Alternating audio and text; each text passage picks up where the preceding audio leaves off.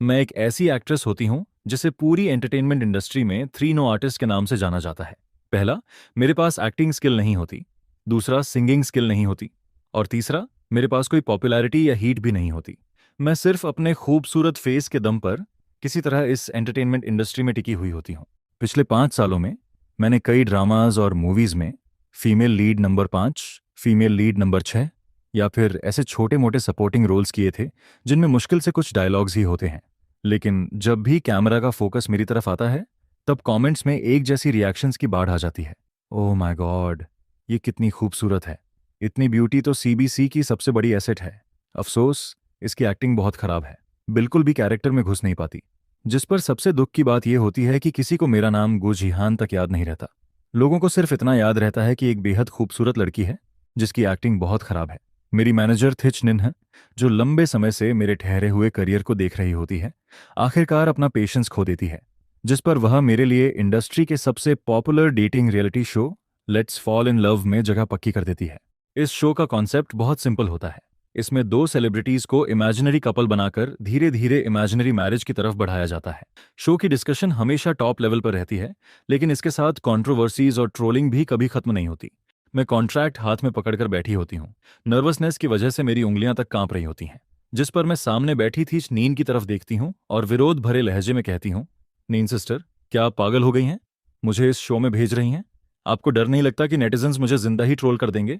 यह शो हमेशा huge traffic और पॉपुलैरिटी लाता है, लेकिन साथ ही यह कंट्रोवर्सीज का सबसे बड़ा बैटलफील्ड भी होता है।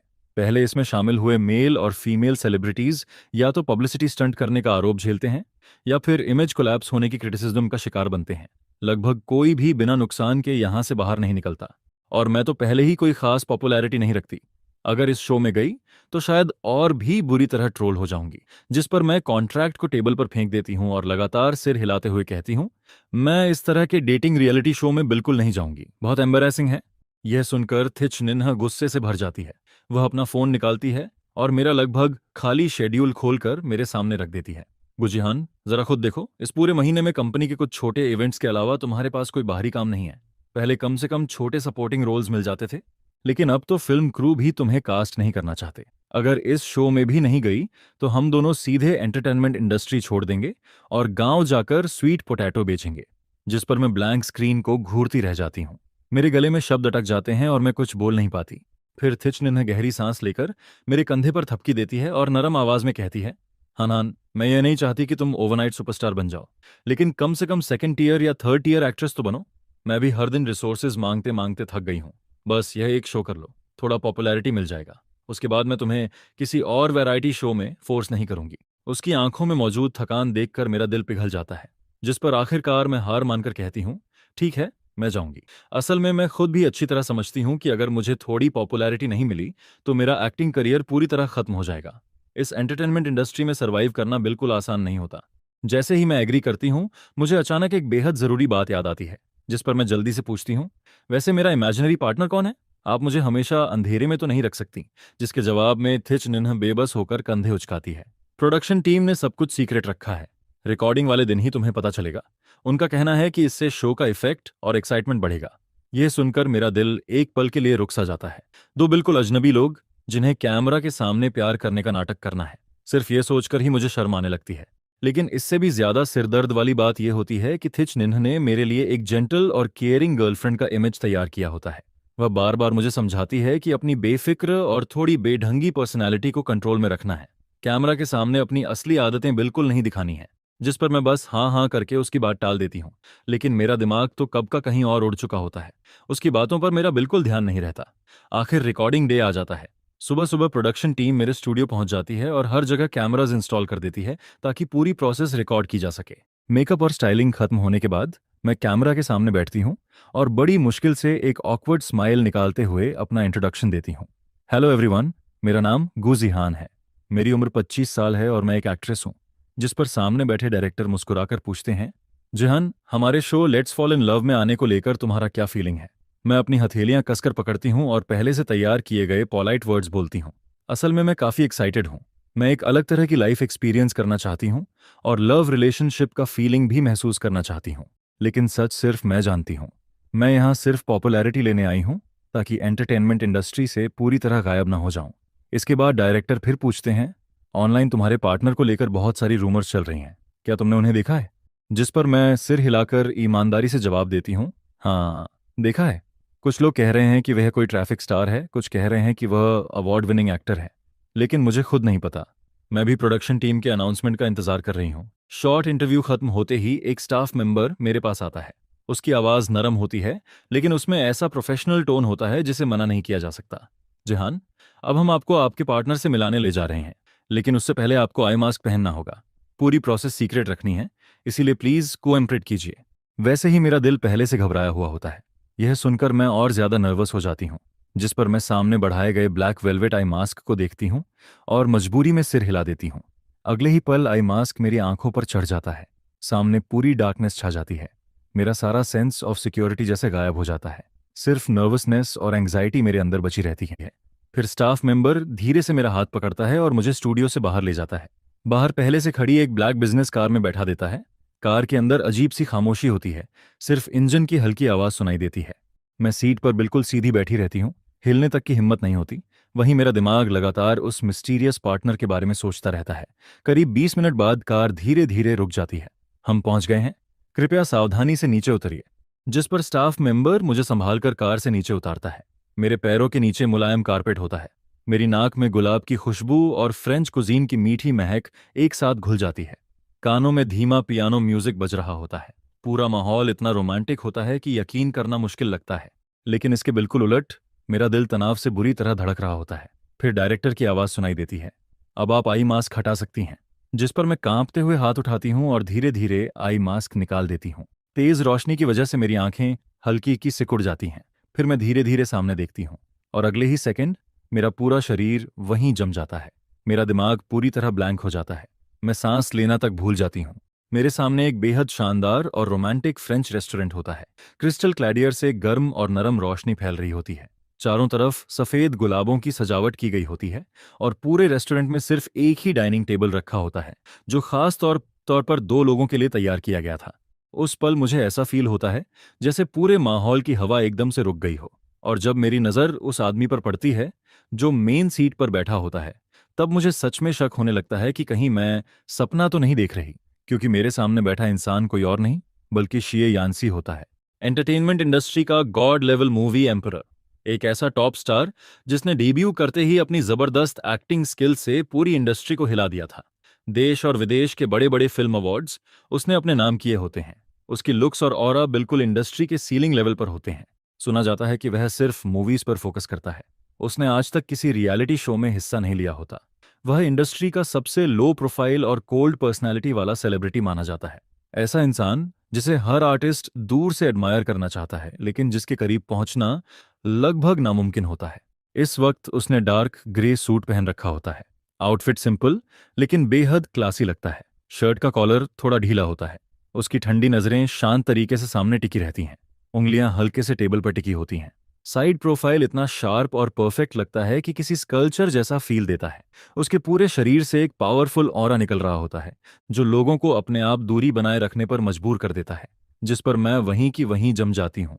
मेरे पैर जैसे शीशे से भर गए हों। मैं आधा कदम तक आगे नहीं बढ़ पाती। ये कैसे हो सकता है? प्रोग्राम टीम ने आखिर किया क्या है? एक मैं जिसके पास ना एक्टिंग स्किल है, ना सिंगिंग स्किल, ना पॉपुलैरिटी, और दूसरी तरफ शिए यानसी जैसा टॉप मूवी एम्परर।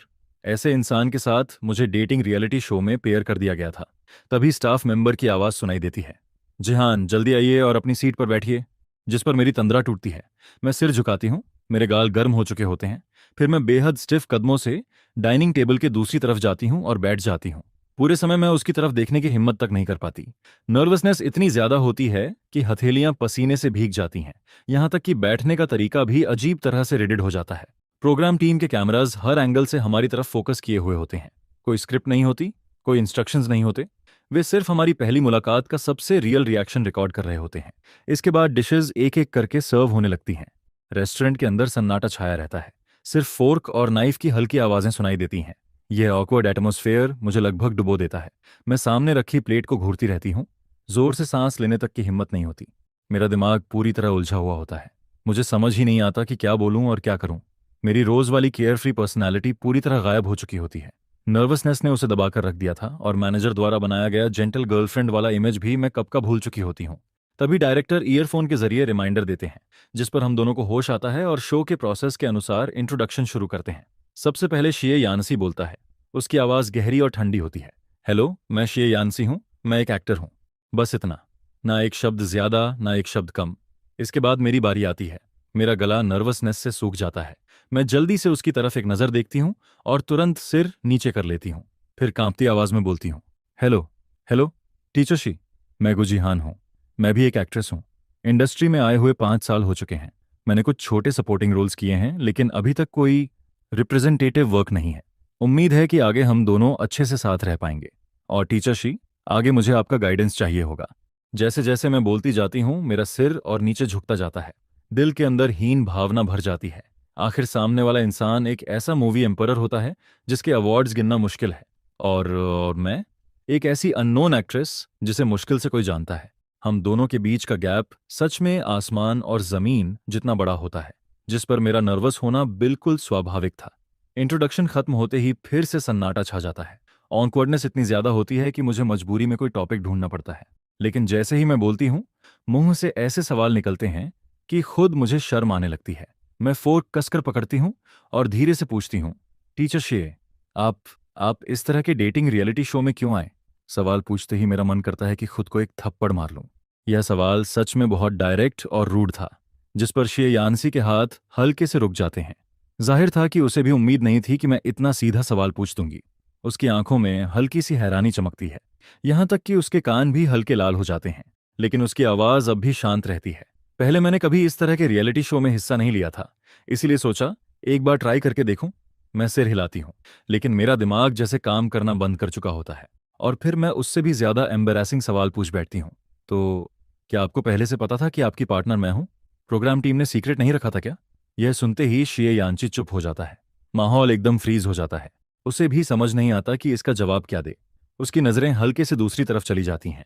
जो इंसान हमेशा कैमरा के सामने काम और कंपोज्ड रहता है, वह भी इस वक्त ऑकवर्ड दिखाई देने लगता है, जिस पर मुझे सच में रोना आने लगता है। मेरा मन करता है कि जमीन फट जाए और मैं उसमें समा जाऊं। एक अच्छी खासी डिनर मीटिंग को मैंने पूरी तरह ऑकवर्ड बना दिया था। इसके बाद पूरे मील के दौरान मैं सिर्फ सिर झुकाकर खाना खाती रहती हूँ। ना ज्यादा बोलती हूँ, ना ऊपर देखती हूँ। न खाना अच्छा लगता है और न बैठना। वहीं शिए यानची भी पूरे समय कम बोलता है। हम दोनों के बीच का एटमॉस्फेयर बर्फ की तरह जम जाता है। न कोई स्वीट इंटरेक्शन होता है, न कोई स्मूथ कन्वर्सेशन, सिर्फ और सिर्फ ऑकवर्डनेस होती है। आखिरकार डिनर खत्म होता है, जिस पर मुझे ऐसा फील होता है जैसे मैं आग के ढेर पर बैठी हुई थी और किसी तरह वहां से बचकर निकली हूं।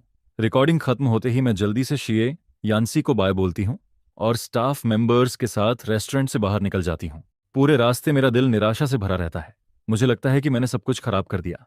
इतनी ऑकवर्ड रिकॉर्डिंग के बाद ब्रॉडकास्ट होने पर नेटिजन्स जरूर मुझे बुरी तरह ट्रोल करेंगे। पॉपुलैरिटी लेने की जगह लोग मुझे ये कहकर गालियां देंगे कि मैं मूवी एम्परर की फेम का फायदा उठाने की कोशिश कर रही हूँ।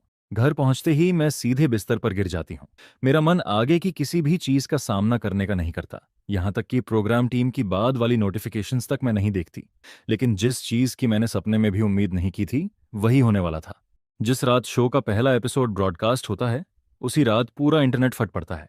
न कोई ड्रामेटिक लव स्टोरी होती है, न कोई जबरदस्ती की रोमांटिक सीन्स।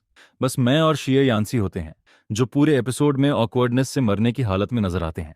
हमारी पहली मुलाकात, डिनर के दौरान एक दूसरे को देखकर बचती हुई नजरें, मेरे बेढंगे सवाल और शिए यानची का शर्म से परेशान हो जाना, यही सब चीजें पूरे इंटरनेट के लिए एंटरटेनमेंट का सबसे बड़ा सोर्स बन जाती हैं, जिस पर हर सोशल मीडिया प्लेटफॉर्म ब्लास्ट हो जाता है। ट्रेंडिंग सर्चेस लगातार एक्सप्लोड करने लगती हैं। रैंकिंग लिस्ट्स पर एक के बाद एक कीवर्ड्स छा जाते हैं और नीचे आने का नाम तक नहीं लेते। शिए यानसी और गु जिहान की legendary awkwardness. Top movie emperor भी शर्माता है। 3 एक्ट्रेस गु जिहान की ऑकवर्ड सवाल। लेट्स फॉल इन लव ने आते ही इंटरनेट हिला दिया। नेटिजन्स पूरी तरह पागल हो जाते हैं। जो लोग स्वीट रोमांस देखने आए थे, वे इस हद तक रियल ऑकवर्डनेस देखकर हंस हंस कर लौटपोट होने लगते हैं। पासर्स बाई बड़ी संख्या में शो के फैन बन जाते हैं। पूरा इंटरनेट मीम्स और मजाक से भर जाता है। हर तरफ लोग सिर्फ एक ही बात कह रहे होते हैं, इतना ऑकवर्ड कपल हमने आज तक नहीं देखा। और यही ऑकवर्डनेस अनजाने में पूरे शो की सबसे बड़ी हाईलाइट बन जाती है। यह पूरा सीन बिल्कुल किसी क्लासिक ब्लाइंड डेट की तरह लगता है। 2 अजनबी लड़का लड़की जो पूरे समय ऑनवर्डनेस और कॉमेडी का परफेक्ट कॉम्बिनेशन बने रहते हैं, जिस पर ऑडियंस हंसते हंसते लौटपोट हो जाती है। सबसे हैरानी की बात तो यह होती है कि शे यान्सी, जो अपनी पूरी जिंदगी में कभी ऑकवर्ड नहीं दिखा था, वह भी इस बार बार बार शर्मिंदा और असहज नजर आता है, जिसके चलते शो का पहला एपिसोड सीधे लेजेंड बन जाता है। सिर्फ 1 घंटे के अंदर इसकी व्यूज संख्या 100 मिलियन को पार कर जाती है और यह वैरायटी शो के फर्स्ट एपिसोड ब्रॉडकास्ट का नया रिकॉर्ड बना देता है। उधर मेरा फोन लगातार बज रहा होता है। मैनेजर थिचनिन मुझे इतनी बार कॉल करती है कि फोन लगभग गर्म हो जाता है। जैसे ही मैं कॉल उठाती हूँ, दूसरी तरफ से उसकी कांपती हुई एक्साइटेड आवाज सुनाई देती है। जिहान, हम फेमस हो गए, सच में फेमस हो गए। जल्दी WBO खोलकर देखो। सिर्फ एक रात में तुम्हारे 5 लाख नए फॉलोअर्स बढ़ गए हैं। यहाँ तक कि शो का ऑफिशियल अकाउंट भी नेटिजन्स के कमेंट्स से क्रैश होने की हालत में पहुंच गया है। यह सुनकर मैं तुरंत WBO खोलती हूँ, जिस पर स्क्रीन पर दिखाई देने वाले नंबर्स देखकर मेरी आंखें फैल जाती हैं। फॉलोअर्स की संख्या पागलों की तरह बढ़ रही होती है। हर तरफ ट्रेंडिंग सर्चेस भरे पड़े होते हैं। मैं वहीं खड़ी की खड़ी रह जाती हूँ। लेकिन यह खुशी ज्यादा देर तक नहीं टिकती, क्योंकि कमेंट सेक्शन स्क्रॉल करते हुए मुझे उसका दूसरा पहलू भी दिखाई देने लगता है। शे यान्सी के काउंटलेस फैंस कमेंट्स में भर चुके होते हैं और वहां हर तरफ सिर्फ इंसल्ट्स और क्रिटिसिज्म दिखाई देता है। लगभग हर कमेंट मुझ पर अटैक कर रहा होता है। ये 18वीं टीयर अननोन एक्ट्रेस आखिर कहां से आ गई? इसे किसने हिम्मत दी कि हमारे यान्सी के साथ पेयर बने? 3 नो आर्टिस्ट भी मूवी एम्परर की पॉपुलैरिटी का फायदा उठाना चाहती है? फेमस होने के लिए पागल हो गई है क्या? इसे देखकर हमें ही शर्म आ रही है। इन कमेंट्स को देखकर मेरा दिल भारी हो जाता है। मैं फोन कसकर पकड़ लेती हूँ। स्क्रीन पर लगातार आते इंसल्ट्स को देखती रहती हूँ।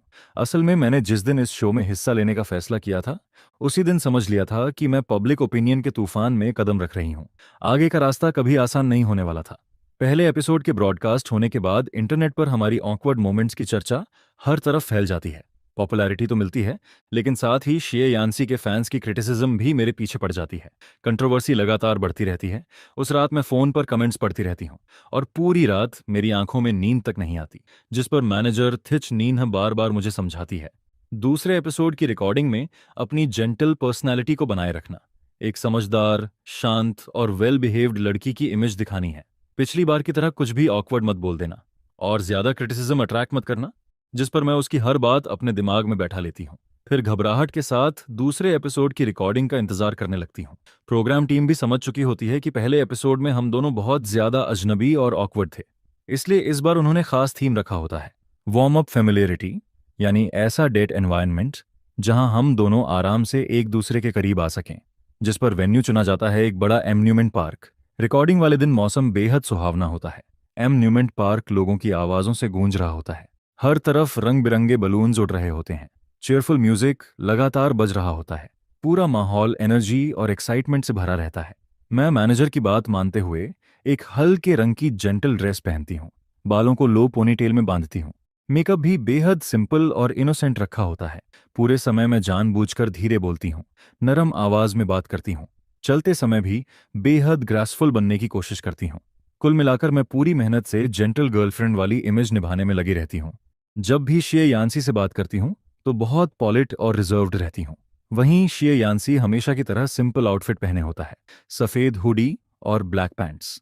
फॉर्मल सूट की तुलना में उसका लुक काफी यूथफुल लग रहा होता है, लेकिन उसके आसपास का कोल्ड ऑरा अब भी वैसा ही बना रहता है। उसकी शांत आंखें आसपास के शोरगुल को देख रही होती हैं, हालांकि ध्यान से देखने पर उनमें हल्की ऑकवर्डनेस भी नजर आती है। रिकॉर्डिंग की शुरुआत में मैं अपनी जेंटल इमेज अच्छे से संभाले रखती हूँ। मैं उसके पीछे पीछे चलती हूँ, धीरे बोलती हूँ, यहाँ तक कि हंसते समय भी आवाज कंट्रोल करती हूँ। हर चीज बेहद सभ्य तरीके से करती हूँ। लेकिन ये सब ज्यादा देर नहीं टिकता, क्योंकि कुछ देर बाद हम रोलर कोस्टर वाले एरिया के पास पहुंच जाते हैं। जैसे ही मेरी नजर उस ऊंची ट्रैक पर तेजी से दौड़ती रोलर कोस्टर पर पड़ती है, मेरी आंखें चमक उठती हैं। ऊपर से लोगों की एक्साइटेड चीखें सुनाई दे रही होती हैं, जिस पर मेरी असली पर्सनैलिटी बाहर निकल आती है। बचपन से मुझे थ्रिल राइड्स बेहद पसंद होती हैं और रोलर कोस्टर तो मेरी सबसे फेवरेट राइड होती है। उसे देखते ही मैं मैनेजर की सारी वार्निंग्स भूल जाती हूँ। जेंटल इमेज सीधा मेरे दिमाग से गायब हो जाती है। फिर मैं अचानक शे यान्सी का हाथ पकड़ लेती हूँ। मेरी आवाज एक्साइटमेंट से भर जाती है। टीचर शे, चलो रोलर कोस्टर चलते हैं, ये बहुत मजेदार है। मेरी अचानक बदली हुई पर्सनालिटी देखकर शे यान्सी साफ हैरान हो जाता है। उसे शायद उम्मीद नहीं थी कि मैं इतनी एनर्जेटिक हो सकती हूँ, लेकिन उसके कुछ कहने से पहले ही मैं उसे खींचते हुए क्यू की तरफ ले जाती हूँ। बाहर से देखने पर शे यान्सी हमेशा काम, पावरफुल और परफेक्ट दिखाई देता है। इंडस्ट्री में हर कोई जानता है कि वह बेहद स्टेबल पर्सनालिटी वाला इंसान है। ऐसा लगता है जैसे कोई भी चीज उसे डरा नहीं सकती। लेकिन एक राज ऐसा भी होता है जिसे कोई नहीं जानता। असल में उसे हाइट्स से बहुत डर लगता है, और थ्रिल राइड्स से भी। हाई स्पीड में आने वाला वेटलेस फीलिंग उसके पूरे शरीर को स्टिफ कर देता है। उसका हार्ट बीट अनकंट्रोलेबली बढ़ने लगता है। यह उसका सबसे बड़ा वीकनेस होता है, जिसे उसने कभी पब्लिक नहीं किया। यहाँ तक कि उसके फैंस भी सिर्फ इतना जानते हैं कि उसे अमेंसमेंट राइड्स पसंद नहीं है, लेकिन ये नहीं जानते कि वह उनसे सच में डरता है। शिए यानसी कुछ कहने की कोशिश करता है। उसके होंठ हल्के हिलते हैं। वह शायद मना करना चाहता था, लेकिन जब उसकी नज़र मेरी एक्साइटेड स्माइल पर पड़ती है तो वह रुक जाता है। आखिरकार वह मुझे डिसअपॉइंटेड नहीं करना चाहता, जिस पर वह चुपचाप मुट्ठी भींचता है और मेरे साथ लाइन में खड़ा हो जाता है। उधर मैं खुशी से फूली नहीं समा रही होती। अब मेरी प्लेफुल पर्सनैलिटी पूरी तरह बाहर आ चुकी होती है। मैं खुलकर हंस रही होती हूँ, खुलकर बातें कर रही होती हूँ, और बिल्कुल केयरफ्री नजर आ रही होती हूँ। आखिर हमारी बारी आ जाती है। स्टाफ मेंबर्स हमें सेफ्टी बेल्ट्स पहनाते हैं। मेरा चेहरा एक्साइटमेंट से चमक रहा होता है। मैं कैमरा की तरफ हाथ हिलाकर मुस्कुरा रही होती हूँ। लेकिन मेरे बगल में बैठे शिए यानची की हालत बिल्कुल अलग होती है। उसकी आंखें बंद होती हैं, जॉलाइन कस चुकी होती है। दोनों हाथ सामने की सेफ्टी बार को मजबूती से पकड़े रहते हैं। उंगलियां इतनी जोर से दब रही होती हैं कि उनका रंग तक सफेद पड़ने लगता है। सांसें भी पहले से तेज चल रही होती हैं। वह अपनी अंदर की घबराहट को दबाने की पूरी कोशिश कर रहा होता है। फिर रोलर कोस्टर धीरे धीरे ऊपर चढ़ती है, सबसे ऊंचे पॉइंट तक पहुंचती है, और अगले ही पल तेजी से नीचे गिरती है। वेटलेस फीलिंग अचानक पूरे शरीर को घेर लेती है, जिस पर मैं जोर से चीख पड़ती हूँ। लेकिन वह डर की चीख नहीं होती, बल्कि एक्साइटमेंट से भरी खुशी की चीख होती है। मैं पूरे राइड के दौरान हंसती रहती हूँ, खुशी से चिल्लाती रहती हूँ। बीच बीच में शिए यानची की तरफ भी देखती हूँ, लेकिन उसकी हालत अलग होती है। उसकी आंखें पूरे समय बंद रहती हैं, भौहें कसकर सिकुड़ी हुई होती हैं, होंठ एक सीधी लाइन में दबे रहते हैं, चेहरा हल्का पीला पड़ चुका होता है।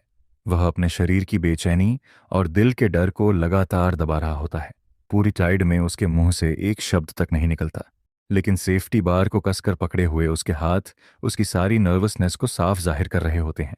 इतना डरने के बावजूद उसके बाद के पूरे समय में मैं पूरी तरह अपने असली रूप में लौट आती हूँ।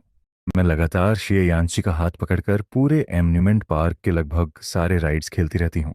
मैं एक छोटे बच्चे की मैं एक छोटे बच्चे की तरह खुश हो जाती हूँ। कभी इधर भागती हूँ, कभी उधर दौड़ती हूँ, और पूरे समय लगातार बातें करती रहती हूँ, जिस पर मैं कैमरा की मौजूदगी तक भूल जाती हूँ, अपनी इमेज भी भूल जाती हूँ। यहाँ तक कि मूवी एम्परर और अपने बीच का स्टेटस गैप भी मेरे दिमाग से निकल जाता है। मैं फिर से वही चंचल, शरारती और एनर्जेटिक गू जिहान बन जाती हूँ। वहीं शी यानसी पूरे समय चुपचाप मेरे साथ चलता रहता है। हर बार वह खुद को मजबूर करके मेरे साथ राइड पर बैठ जाता है। पूरे समय वह अपने डर को दबाता रहता है। उसका चेहरा हर राइड के बाद पहले से ज्यादा पीला दिखाई देता है। कई बार तो वह चुपके से गहरी सांस लेकर अपने अंदर की घबराहट को शांत करने की कोशिश करता है। लेकिन जब भी मैं उसकी तरफ देखती हूँ, वह तुरंत अपने सारे असामान्य एक्सप्रेशंस छिपा लेता है। ऐसा दिखाता है जैसे सब कुछ बिल्कुल ठीक हो। जाहिर था कि वह मेरा मूड खराब नहीं करना चाहता था। काफी देर खेलने के बाद हम दोनों एक बेंच पर बैठकर आराम करते हैं। मैं बड़ी बड़ी घूंट में पानी पीती हूँ। मेरा एक्साइटमेंट अभी तक खत्म नहीं हुआ होता। वहीं सीए यानसी हल्का सा सिर घुमाकर अपनी कनपटी दबाता है। उसे अपने शरीर की बेचैनी को शांत करने में काफी समय लग जाता है, लेकिन पूरे समय उसने मुझसे एक भी शिकायत नहीं की। उसने यह तक नहीं कहा कि वह डर रहा था। बस चुपचाप मेरे साथ चलता रहा और मेरी हर पसंद को मानता रहा। इसके कुछ ही समय बाद शो का दूसरा एपिसोड ऑफिशियली ब्रॉडकास्ट हो जाता है, और इस बार मेरा पूरा इमेज टूटकर बिखर जाता है। वह जेंटल और क्वाइट लड़की वाली पर्सनालिटी पूरी तरह गायब हो जाती है। ऑडियंस को सिर्फ एक एनर्जेटिक और मिस्चीवस गुजिहान दिखाई देती है, जो पूरे दिन शिए यानसी का हाथ पकड़कर उसे थ्रिल राइड्स पर घसीटती रहती है। रोलर कोस्टर और बाकी एक्सट्रीम राइड्स वाले सीन्स पूरी तरह पब्लिक के सामने आ जाते हैं, जिस पर कई कीवर्ड्स तुरंत ट्रेंडिंग लिस्ट पर चढ़ जाते हैं। गु जिहान का इमेज कोलैप्स। गु जिहान को लिमिट्स नहीं पता। शिए यानची पूरे समय सहन करता रहा। इसके साथ ही कुछ और कीवर्ड्स भी तेजी से ऊपर जाने लगते हैं।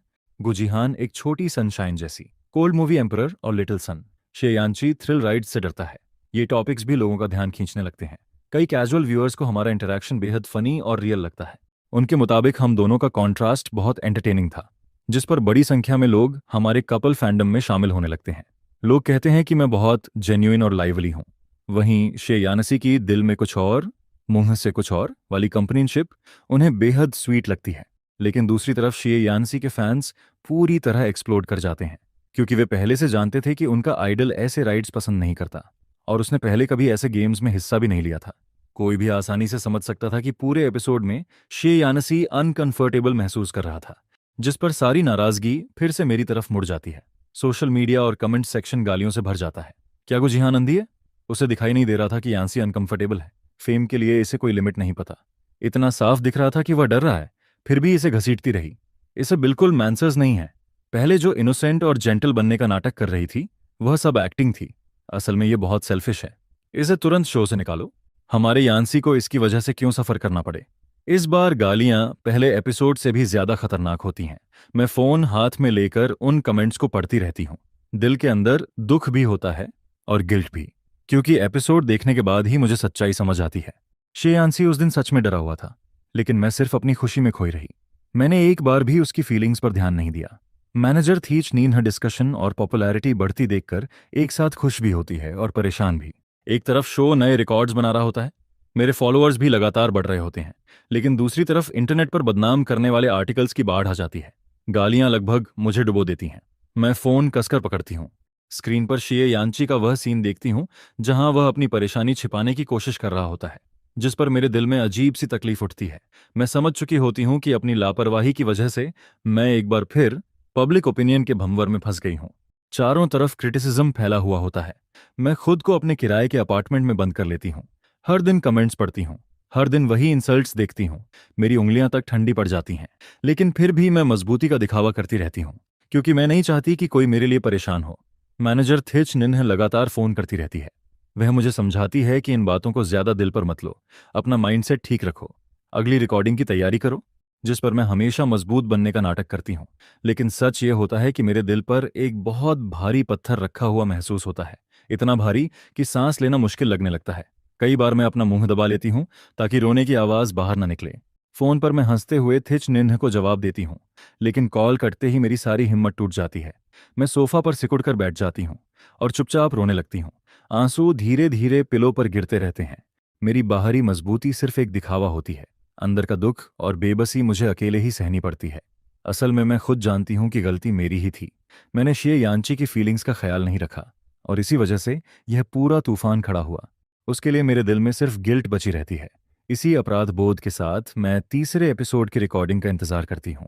इस बार प्रोग्राम टीम एक शांत और एलिगेंट कॉफी शॉप को डेटिंग लोकेशन चुनती है। यहाँ कोई भीड़ नहीं होती, कोई शोर नहीं होता, सिर्फ सुकून और शांति होती है। ऐसा माहौल जहाँ दो लोग आराम से बैठकर दिल की बात कर सकें। मैं तय समय से काफी पहले कॉफी शॉप पहुंच जाती हूँ। मेरे हाथों में एक छोटा सा गिफ्ट बॉक्स होता है। नर्वसनेस की वजह से मेरी उंगलियां सफेद पड़ चुकी होती हैं। मैं लगातार दरवाजे की तरफ देखती रहती हूँ। ज्यादा देर नहीं गुजरती कि एक परिचित सिलहुट दरवाजे पर दिखाई देता है। शेयांसी अंदर आता है। वह हमेशा की तरह काम और कंपोज्ड लगता है। उसने इस बार सिंपल बेज नीटेड स्वेटर पहना होता है।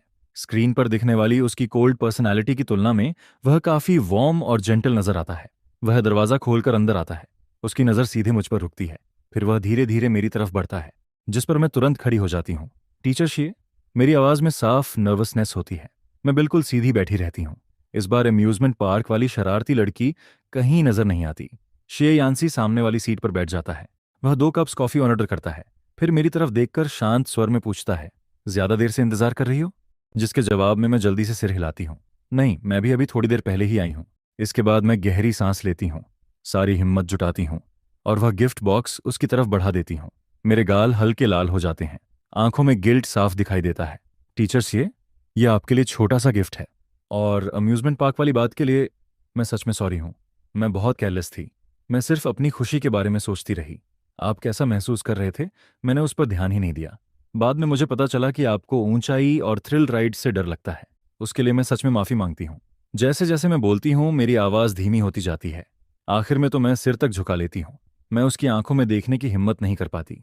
दिल गिल्ट से भरा होता है।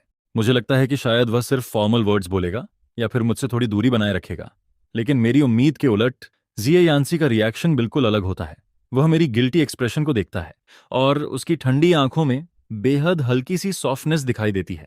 उसके चेहरे पर कोई शिकायत नहीं होती, कोई नाराजगी नहीं होती। वह चुपचाप गिफ्ट ले लेता है, जिस दौरान उसकी उंगलियां हल्के से मेरे हाथ को छू जाती हैं।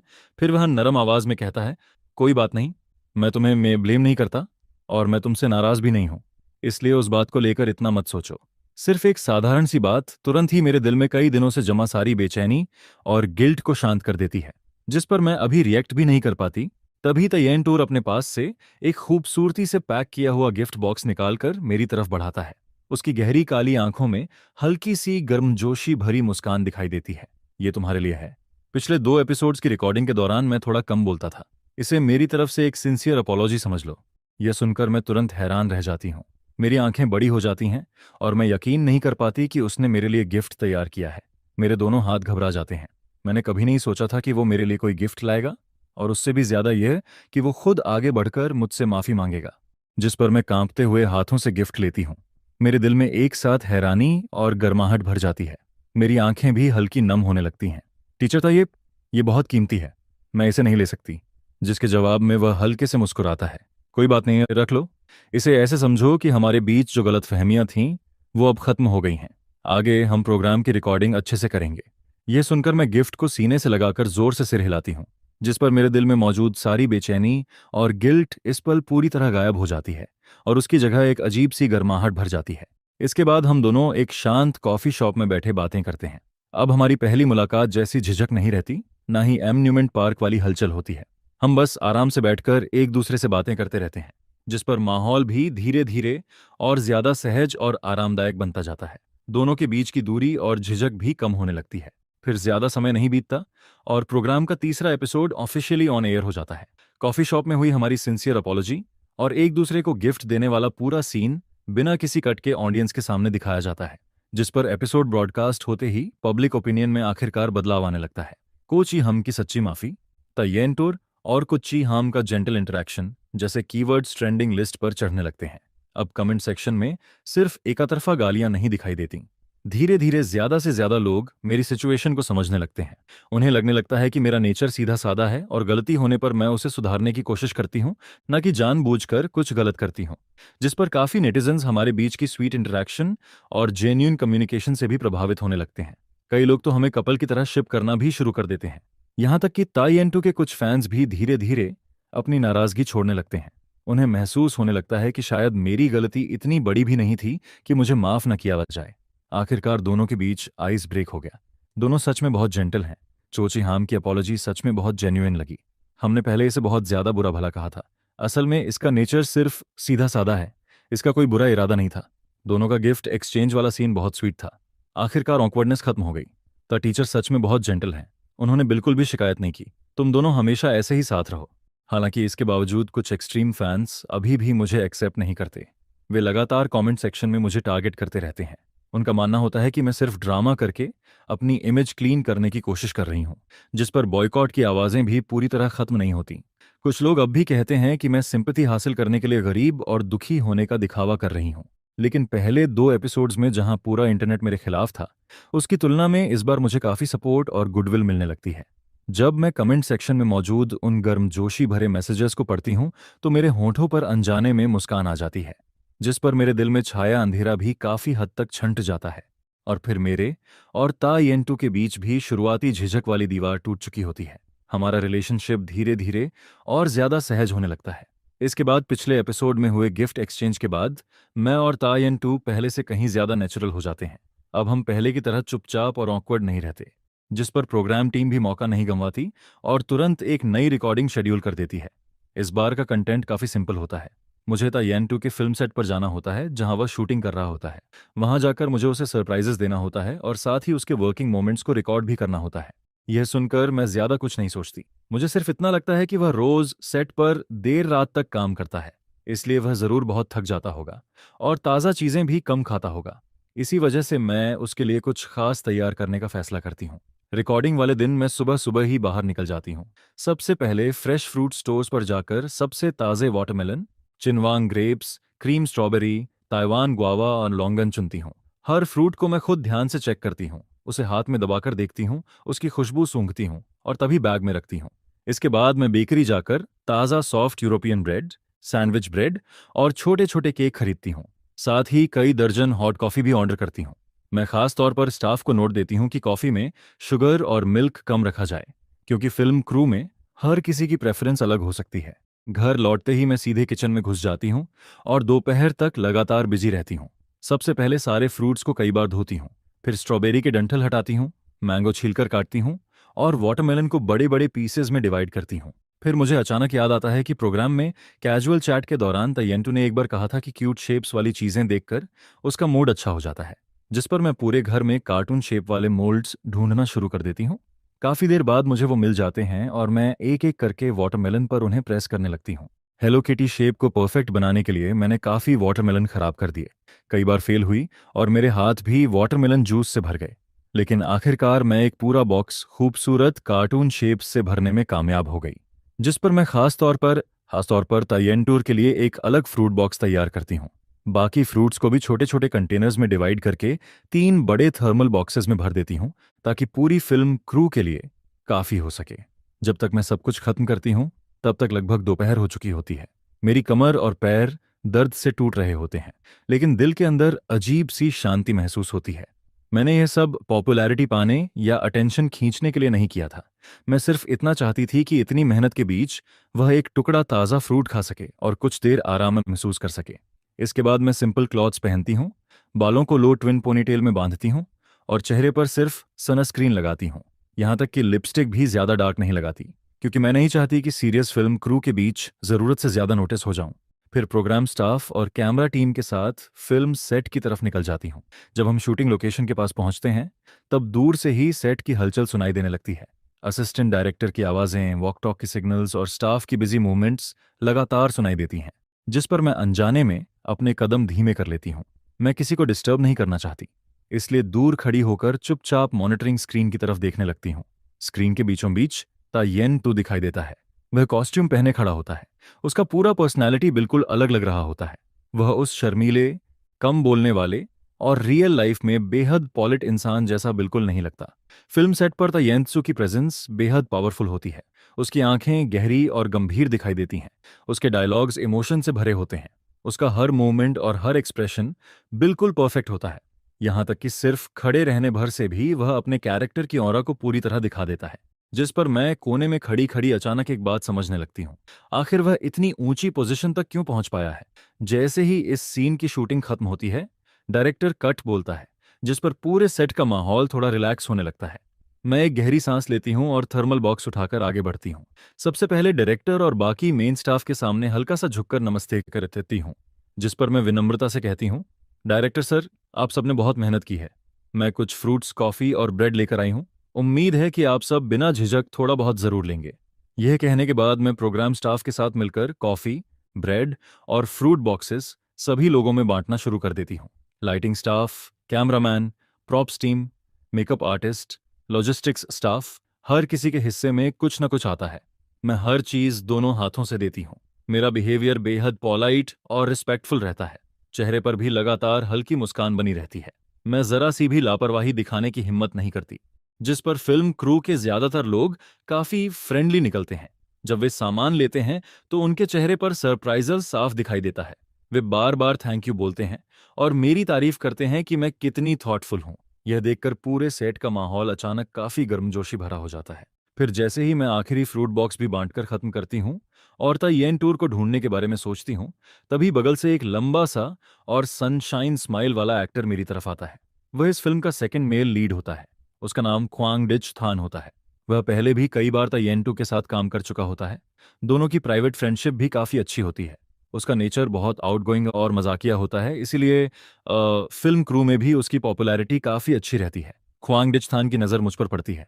फिर वह मेरे हाथ में मौजूद थर्मल बॉक्स को देखता है और तुरंत तायेन टू की कोहनी में हल्का सा धक्का मार देता है, जिस पर वह शरारती मुस्कान के साथ कहता है, अरे यंतु, कमाल है भाई, इतनी जेंटल और केयरिंग लड़की कहाँ से ढूंढ ली और हमें इंट्रोड्यूस तक नहीं करवाया।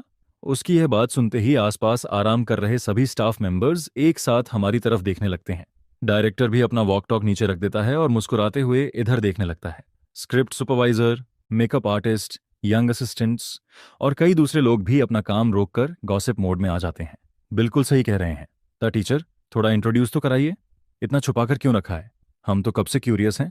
जिस पर चारों तरफ से चीयर और टीजिंग की आवाजें गूंजने लगती हैं। मैं वहीं खड़ी खड़ी पूरी तरह फ्रीज हो जाती हूँ। मेरा चेहरा अचानक गर्म होने लगता है। उंगलियां अनजाने में कपड़ों का किनारा कसकर पकड़ लेती हैं। सिर भी थोड़ा झुक जाता है। मेरा हार्ट बीट इतना तेज हो जाता है कि उसे कंट्रोल करना मुश्किल लगने लगता है। मैं समझ ही नहीं पाती कि अब कहाँ देखूं। उधर तायेन तोत्सु भी साफ तौर पर थोड़ा सरप्राइज हो जाता है। यहाँ तक कि उसके कान भी धीरे धीरे लाल पड़ने लगते हैं। वह पहले मेरी तरफ देखता है। उसकी आंखों में हल्की सी बेबसी और मुश्किल से नजर आने वाली कोमलता दिखाई देती है। फिर वह बाकी लोगों की तरफ मुड़कर जितना हो सके उतनी फॉर्मल वॉइस में बोलता है, ये कौची हम हैं, मेरे प्रोग्राम की पार्टनर। पार्टनर? यह सुनते ही खुआंग डिच थान जोर से हंस पड़ता है। भाई ये बात कोई और जाकर बोलना। जिस पर वह येन टू के कंधे पर हाथ रखकर धीरे से चिढ़ाता है, तुम कब से अपनी पार्टनर्स का इतना ख्याल रखने लगे? कोई लड़की तुम्हें विजिट करने आती है, इतना सारा सामान लेकर आती है, और तुम कह रहे हो सिर्फ पार्टनर है? किसे बेवकूफ बना रहे हो? उसकी बात सुनकर आसपास मौजूद सभी लोग भी हंसने लगते हैं। सही कहा, इतनी शर्म किस बात की? जल्दी बताओ ना। हम किसी को कुछ नहीं बताएंगे। जिस पर चारों तरफ हंसी और टीजिंग का शोर और ज्यादा बढ़ जाता है। कुछ सेकंड तक येंटू चुप रहता है। फिर आखिरकार वह बोलता है। उसकी आवाज ऊंची नहीं होती, लेकिन हर शब्द बेहद साफ सुनाई देता है। ये मेरी गर्लफ्रेंड है। जैसे ही यह बात उसके मुंह से निकलती है, पूरा सेट एकदम एक्सप्लोड कर जाता है। खोंगडिच थान सबसे पहले ताली बजाकर चिल्लाता है, मैंने पहले ही कहा था, कंग्रेचुलेशंस भाई। इसके बाद चारों तरफ से हंसी, तालियां और शुभकामनाओं की आवाजें आने लगती हैं, जिस पर मेरा पूरा चेहरा ऐसा गर्म हो जाता है जैसे अभी आग लग जाएगी। मैं सिर और नीचे झुका लेती हूँ। मेरे मुंह से एक शब्द भी नहीं निकलता, सिर्फ दिल की धड़कन लगातार तेज होती जाती है, यहां तक कि कान भी पूरी तरह गर्म हो जाते हैं।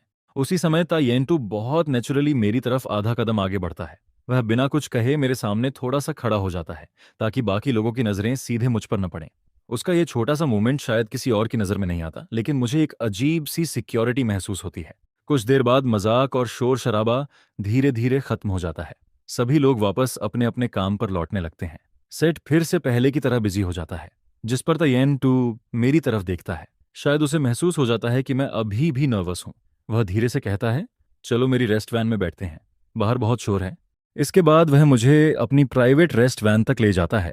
पहले डोर खोलकर मुझे अंदर जाने देता है, फिर खुद अंदर आता है और धीरे से डोर बंद कर देता है। वैन के अंदर सब कुछ बेहद साफ सुथरा होता है। हल्की सी फ्रेश फ्रेग्रेंस फैली रहती है। हर चीज अपनी जगह पर व्यवस्थित रखी होती है। यह देखकर साफ पता चलता है कि वह बहुत डिसिप्लिन्ड और डिटेल ओरिएंटेड इंसान है। बैठो। जिस पर वह सोफा की तरफ इशारा करता है। मैं अभी बैठती ही हूं कि वह फ्रूट बॉक्स उठा लेता है, जिसे मैंने खास तौर पर उसके लिए तैयार किया था। फिर वह धीरे धीरे बॉक्स का लिड खोलता है। अगले ही पल उसकी मूवमेंट रुक जाती है। बॉक्स के अंदर फ्रूट्स बेहद खूबसूरती से अरेंज किए गए होते हैं। स्ट्रॉबेरी, मैंगो और ग्रेप्स गोल शेप में सजाए गए होते हैं। बीच में छोटे छोटे हेलो किटी शेप वाले वाटरमेलन पीसेस रखे होते हैं। उनकी कटिंग इतनी साफ और क्यूट होती है कि एक नज़र में समझ आ जाता है कि इन्हें बनाने में बहुत समय और मेहनत लगी है। जिस पर येंटू साफ तौर पर शॉक हो जाता है। उसकी आंखों में खुशी भरी हैरानी झलकने लगती है। वह मेरी तरफ देखकर धीरे से पूछता है, ये सब तुमने खुद बनाया है? और खास तौर पर इतनी क्यूट शेप्स भी बनाई हैं? हाँ। मैं शर्माते हुए हल्का सा मुस्कुराती हूँ। घर पर काफी देर तक कोशिश करती रही। मोल्ड इस्तेमाल किया था। शुरू में तो कई पीसेस खराब भी हो गए थे। यह सुनकर वह कुछ नहीं कहता। वह एक हेलो किटी शेप वाला वाटरमेलन पीस उठाता है और धीरे धीरे खाने लगता है। जिस पर उसकी पहले से ठंडी दिखाई देने वाली आंखें नरम पड़ने लगती हैं। उसके होंठों पर बहुत हल्की लेकिन बेहद सच्ची मुस्कान उभर आती है। बहुत मीठा है। फिर वह मेरी तरफ देखता है। उसकी आवाज बेहद जेंटल होती है, तुमने इसमें बहुत दिल लगाया है। इसके बाद हम दोनों वैन के अंदर आराम से बातें करने लगते हैं। वहां कोई ऑडियंस नहीं होती, कोई कैमरा स्क्रिप्ट नहीं होता और ना ही किसी तरह का दिखावा। वह मुझे बताता है कि कौन सा सीन कितने दिनों में शूट हुआ। कई बार उसे सुबह तक जागकर शूटिंग करनी पड़ती है। फिल्म मेकिंग कितनी मुश्किल होती है, वह सब भी मुझे बताता है। जिस पर मैं उसे बताती हूँ कि फ्रूट्स काटते काटते मेरे हाथ तक दर्द करने लगे थे। मोल्ड इस्तेमाल करना भी उम्मीद से ज्यादा मुश्किल निकला था। सच बताऊं तो मैं कई बार हार मानने वाली थी। यह सुनकर वह हंस देता है। धीरे धीरे बातचीत और भी नेचुरल होती जाती है। शायद प्रोग्राम शुरू होने के बाद यह पहला मौका होता है जब हम दोनों इतने रिलैक्स होकर बात कर रहे होते हैं। फिर ज्यादा देर नहीं बीतती और लॉजिस्टिक्स स्टाफ उसे अगले सीन की शूटिंग के लिए बुलाने आ जाता है। जिस पर हमारा फिल्म सेट विजिट वाला सेगमेंट यहीं खत्म हो जाता है। लेकिन उसी रात एपिसोड ब्रॉडकास्ट होते ही पूरा इंटरनेट फिर से हिल जाता है। कोची, हमने फिल्म सेट पर येंटू को सरप्राइज विजिट दिया। येंटू ने फिल्म क्रू के सामने गर्लफ्रेंड को एक्सेप्ट किया। इतनी स्वीटनेस अलाउड भी है या नहीं? ऐसे कई टॉपिक्स ट्रेंडिंग लिस्ट पर छा जाते हैं। एक के बाद एक डिस्कशन एक्सप्लोड होने लगती है। एपिसोड की व्यूअरशिप भी एक बार फिर नया रिकॉर्ड बना देती है। कई कैजुअल व्यूअर्स इस सीन को देखकर इमोशनल हो जाते हैं। इतने सारे फ्रूट्स तैयार करना आसान नहीं होता, ऊपर से क्यूट शेप्स भी बनाई हैं। साफ दिख रहा है कि उसने दिल से मेहनत की है। इन दोनों के बीच की केमिस्ट्री बिल्कुल फेक नहीं लगती। येंटू की स्माइल देखी थी, वो बिल्कुल छिपा नहीं पा रहा था। लेकिन इसके साथ ही दूसरी तरफ हेड कमेंट्स की बाढ़ भी जारी रहती है। जिस पर कुछ लोग अब भी लगातार उन्हें टारगेट करते रहते हैं, और कमेंट सेक्शन एक बार फिर तारीफ और आलोचना दोनों तरह की आवाज़ों से भर जाता है। इसके बाद तायंतु की बड़ी संख्या में फैंस कमेंट सेक्शन में उमड़ पड़ते हैं, जिस पर वे मुझे बेहद तीखे शब्दों से टारगेट करना शुरू कर देते हैं। एक 18वीं टीयर एक्ट्रेस फिर से पॉपुलैरिटी लेने आ गई, जानबूझकर फिल्म सेट पर गई ताकि अटेंशन मिल सके। इस लड़की की प्लानिंग बहुत गहरी है। कुछ फ्रूट्स काट दिए तो लोग इसे भी ग्रेट बता रहे हैं। बहुत ओवर एक्टिंग कर रही है, हमारे ओप्पा से दूर रहो, तुम उसके लायक नहीं हो। एक तरफ मेरे फॉलोअर्स तेजी से बढ़ रहे होते हैं और कैजुअल ऑडियंस का इंप्रेशन भी मेरे लिए बेहतर हो रहा होता है। वहीं दूसरी तरफ एक्सट्रीम फैंस और साइबर बलिंग करने वाले लोग लगातार मुझे गालियां देते रहते हैं, जिस पर मैं फोन स्क्रीन को देखते हुए उलझन में पड़ जाती हूँ। मैं तो बस शांति से प्रोग्राम रिकॉर्ड करना चाहती थी। मैं तो सिर्फ किसी इंसान के साथ थोड़ा अच्छा बिहेवियर करना चाहती थी। लेकिन ऐसा लगता है कि जब तक मैं तयेंटू के पास खड़ी हूं, तब तक मुझे हमेशा ऐसे ही हर्ट करने वाले कमेंट्स का सामना करना पड़ेगा। लेकिन फिर भी उस शांत रेस्ट वैन के अंदर बिताया गया वह समय मुझे याद आ जाता है, जिस पल उसने मेरी तरफ देखकर कहा था, बहुत मीठा है, और फिर यह भी कहा था कि मैंने इसमें बहुत दिल लगाया है, जिस पर मुझे सच में महसूस होता है कि मेरी सारी मेहनत बेकार नहीं गई। इसके बाद फिल्म सेट विजिट वाला एपिसोड ब्रॉडकास्ट हो जाता है, जिस पर मेरे और तायेंटू के बीच की ऑकवर्डनेस लगभग पूरी तरह खत्म हो जाती है। अब वह पहले जैसा दूर दूर रहने वाला मूवी एम्परर नहीं लगता। उसकी ठंडी पर्सनालिटी के पीछे छिपी कोमलता धीरे धीरे सामने आने लगती है। शूटिंग ब्रेक के दौरान वह अनजाने में कैमरों की भीड़ से मुझे बचा लेता है। जब एंटी फैंस की वजह से मेरा मूड खराब होता है, तब वह कैजुअल तरीके से कह देता है, उनकी बातों को दिल पर मत लो। यहां तक कि उसे मेरी छोटी छोटी हैबिट्स भी याद रहने लगती हैं। उसे पता होता है कि मैं पिकल्ड वेजिटेबल्स नहीं खाती, कॉफी में हाफ शुगर पसंद करती हूँ, चलते समय सड़क के दाहिने तरफ रहना पसंद करती हूँ। जिस पर उसकी ये छोटी छोटी लेकिन सच्ची केयर मैं चुपचाप नोटिस करती रहती हूँ, और मेरा दिल भी धीरे धीरे उसके लिए नरम पड़ने लगता है। समय ऐसे ही गुजरता जाता है और देखते ही देखते मेरा बर्थडे भी आ जाता है। संयोग से वह प्रोग्राम रिकॉर्डिंग के दौरान ही पड़ता है। सच कहूं तो मैंने कभी बर्थडे से ज्यादा एक्सपेक्टेशंस नहीं रखी। बचपन से ही मैं कोई प्रिंसेस जैसी लड़की नहीं थी जिसे हर कोई हाथों पर उठाकर रखे। इंडस्ट्री में आने के बाद तो मैं ज्यादातर साइड रोल्स और बैकग्राउंड कैरेक्टर्स ही करती रही। मेरे आसपास सिर्फ तो येन, मॉम डैड और सिस्टर नीना जैसे कुछ करीबी लोग ही थे जो हर साल मुझे बर्थडे विश करते थे, जिस पर इस बार भी मैंने जानबूझकर अपना बर्थडे किसी को नहीं बताया। खासकर इतने समय से येन टूर के फैंस की हेट झेलने के बाद तो मैं और भी लो प्रोफाइल रहना चाहती थी। मैंने सोचा था कि शूटिंग खत्म करके घर जाऊंगी और चुपचाप कुछ खाकर दिन खत्म कर दूंगी। मुझे लगा था कि इस साल का बर्थडे भी पिछले सभी बर्थडेज की तरह ही गुजर जाएगा, शांत, साधारण और लगभग भुला हुआ। लेकिन मुझे बिल्कुल नहीं पता था कि तयन टू बहुत पहले से इस दिन को याद रख चुका था। शायद उसने मेरी प्रोफाइल देखी थी, या फिर उस रात मेरी और सिस्टर नीह की बातचीत से बर्थडे डेट जान ली थी। लेकिन किसी भी तरह उसने इस दिन को अपने दिल में चुपचाप याद रखा हुआ था, जिस पर बर्थडे की तैयारी उसने बहुत पहले से शुरू कर दी थी। दिन में फिल्म क्रू के साथ शूटिंग करता था, रात में प्रोग्राम टीम से सीक्रेट कांटेक्ट करता था और हर सरप्राइज मुझसे पूरी तरह छिपाकर तैयार कर रहा था। वह जानता था कि मुझे बहुत ज्यादा शो ऑफ पसंद नहीं है, मुझे शोर शराबा पसंद नहीं है, मुझे कॉमन रेड रोजेस भी ज्यादा पसंद नहीं है, ना ही डेजी या कैमोमाइल जैसे सिंपल फ्लावर्स। उसे पता था कि मुझे हाई सैचुरेशन वाले पर्पल पिंक रोजेस सबसे ज्यादा पसंद है। ऐसे फ्लावर्स जो एक साथ एलिगेंट, कूल और अट्रैक्टिव दिखाई देते हैं, जिस पर उसने खास तौर पर लोगों से कांटेक्ट करके सबसे फ्रेश प्रीमियम रोजेस मंगवाए। पूरे वेन्यू को उन्हीं फ्लावर्स से सजाया गया, एक भी एक्स्ट्रा फ्लावर वहां मौजूद नहीं था। वह यह भी जानता था कि मुझे ज्यादा स्वीट चीजें पसंद नहीं हैं, इसलिए उसने खास तौर पर लो शुगर मूस केक ऑर्डर किया। केक का कलर भी वही सॉफ्ट पिंक था जो मुझे पसंद था। यहां तक कि रेस्टोरेंट की लाइटिंग तक उसने खुद डिसाइड की। उसने वार्म गोल्डन लाइट चुनवाई, ना ज्यादा ब्राइट ना ज्यादा फ्लैशी, बस इतनी कि हम दोनों के चेहरे साफ दिखाई दें। और गिफ्ट के मामले में तो उसने और भी ज्यादा मेहनत की थी। उसने मेरे सोशल मीडिया पोस्ट्स एक एक करके पढ़े थे। उसे पता चला था कि मुझे सिंपल लेकिन एलिगेंट ज्वेलरी पसंद है, जिस पर वह खुद जाकर एक बेहद खूबसूरत क्लैविकल नेकलेस चुनकर लाता है। उसमें एक छोटा सा पिंक डायमंड लगा होता है। वह बिल्कुल भी शोवी नहीं होता, लेकिन देखने में बेहद खूबसूरत लगता है। इसके अलावा उसने प्रोग्राम टीम से भी रिक्वेस्ट की थी। पहले एपिसोड से लेकर आज तक की सारी unreleased behind the scene photos उसने हासिल की थीं। फिर वह एक एक फोटो खुद चुनता है, उन्हें प्रिंट करवाता है, लेआउट अरेंज करता है और एक मोटा फोटो एल्बम तैयार करता है। हर पेज के किनारे उसने अपने हाथों से एक छोटा नोट भी लिखा होता है।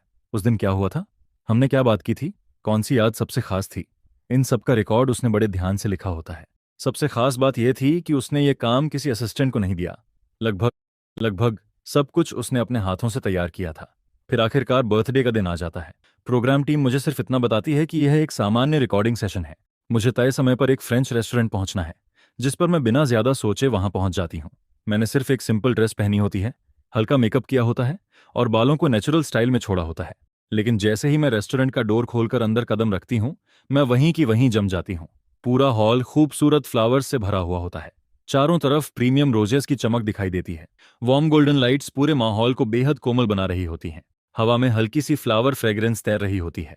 कोई तेज म्यूजिक नहीं बज रहा होता, सिर्फ धीमी बैकग्राउंड मेलोडी सुनाई देती है। डाइनिंग टेबल पर एलिगेंट टेबल वेयर सजा होता है।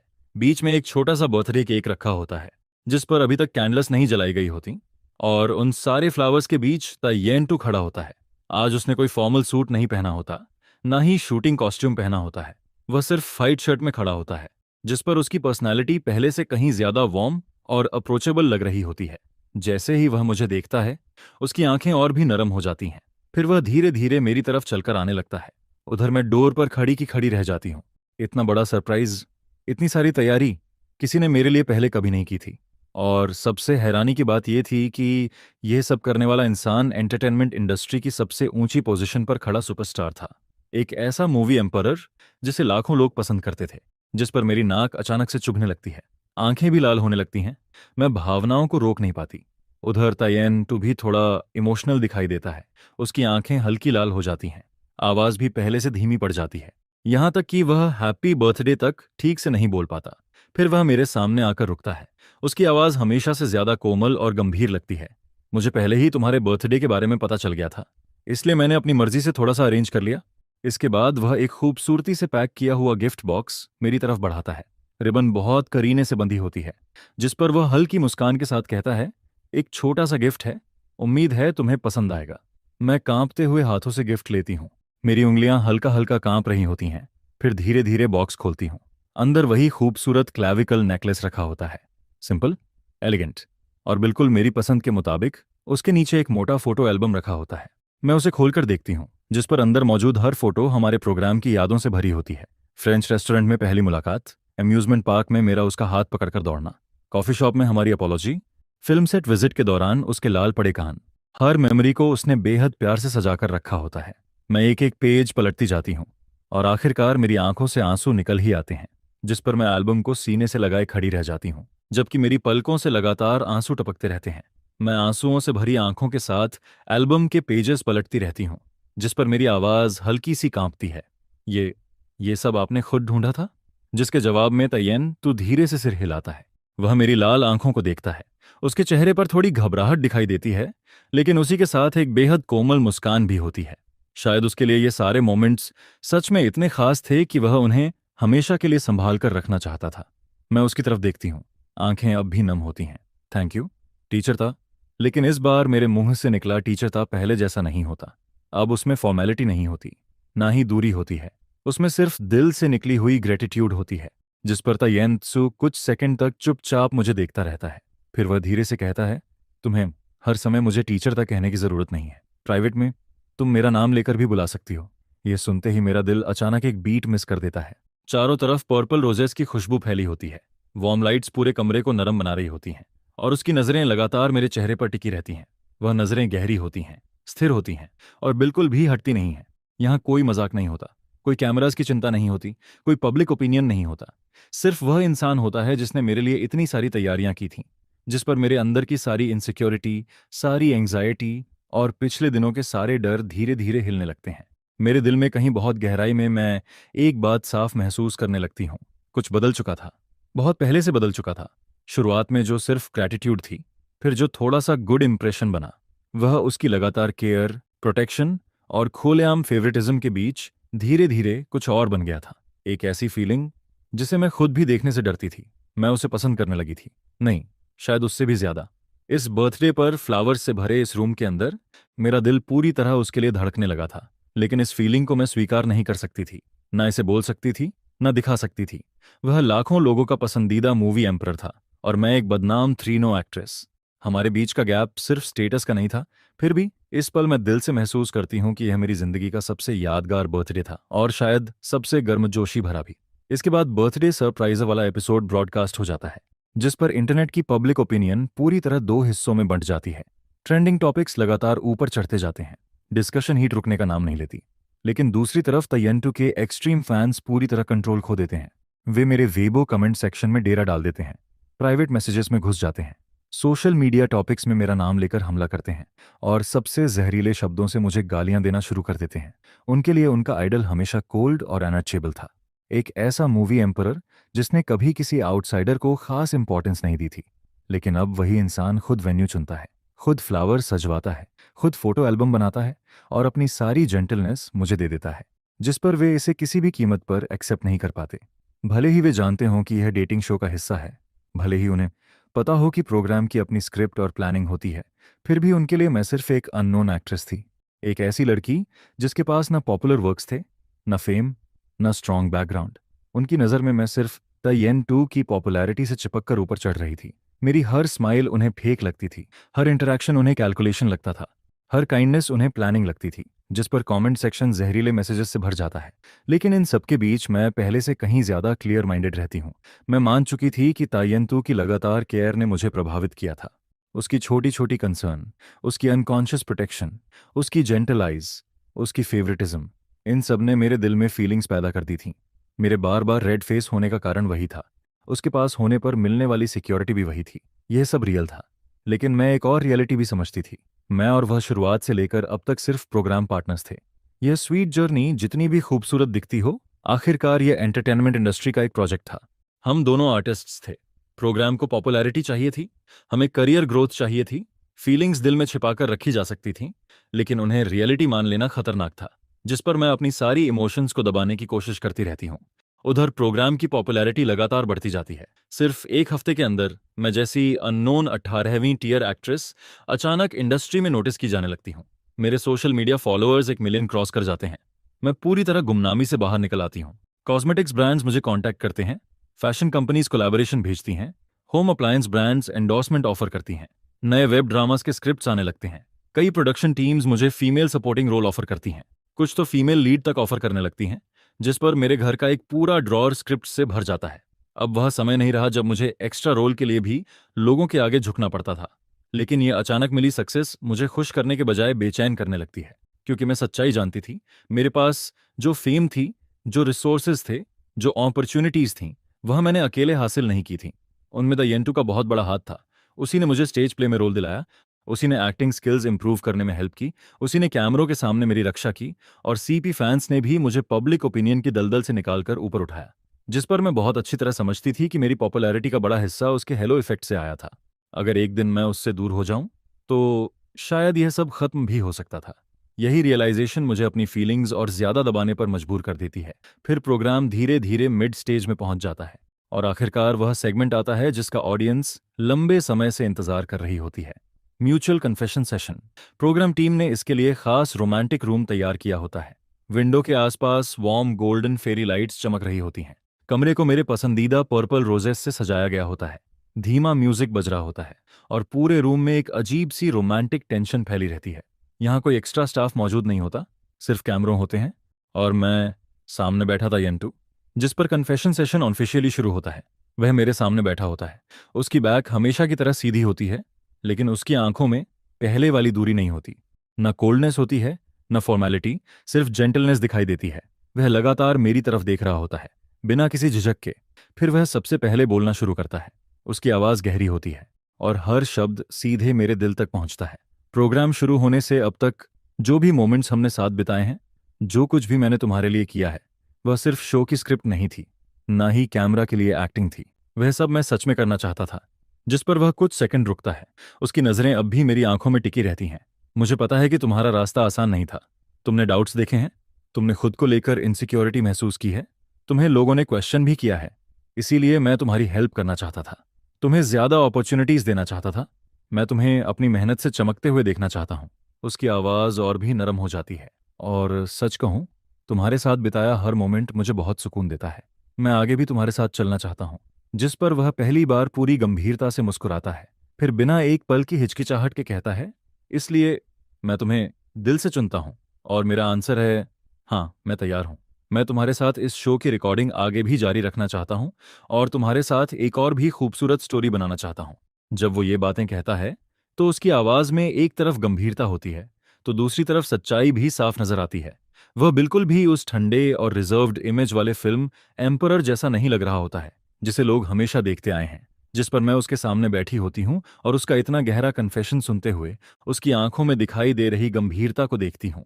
यह देखकर मेरा दिल दर्द से भर उठता है, मेरी नाक में जलन सी होने लगती है और आंखों से आंसू बाहर निकलने को बेताब हो जाते हैं। भला मैं उसके जज्बातों को कैसे फील नहीं कर सकती थी, मैं उसके दिल की बात कैसे नहीं समझ सकती थी, जिस पर हमारे साथ बिताए गए उन दिनों में उसकी केयर, उसका सॉफ्ट बिहेवियर, उसकी बिना कुछ कहे की गई सैक्रिफाइसेस, ये सब बहुत पहले ही मेरे दिल को छू चुके थे। लेकिन मैं हाँ नहीं कह सकती थी, मैं उसकी बात नहीं मान सकती थी, क्योंकि मैं बहुत अच्छी तरह जानती थी कि आज मेरे पास जो कुछ भी है वह काफ़ी हद तक उसी की वजह से है, हमारी सीपी पॉपुलैरिटी की वजह से है, जिस पर अगर मैं उसकी बात मान लेती तो शायद जिंदगी भर उसकी चमक के नीचे ही जीती रहती।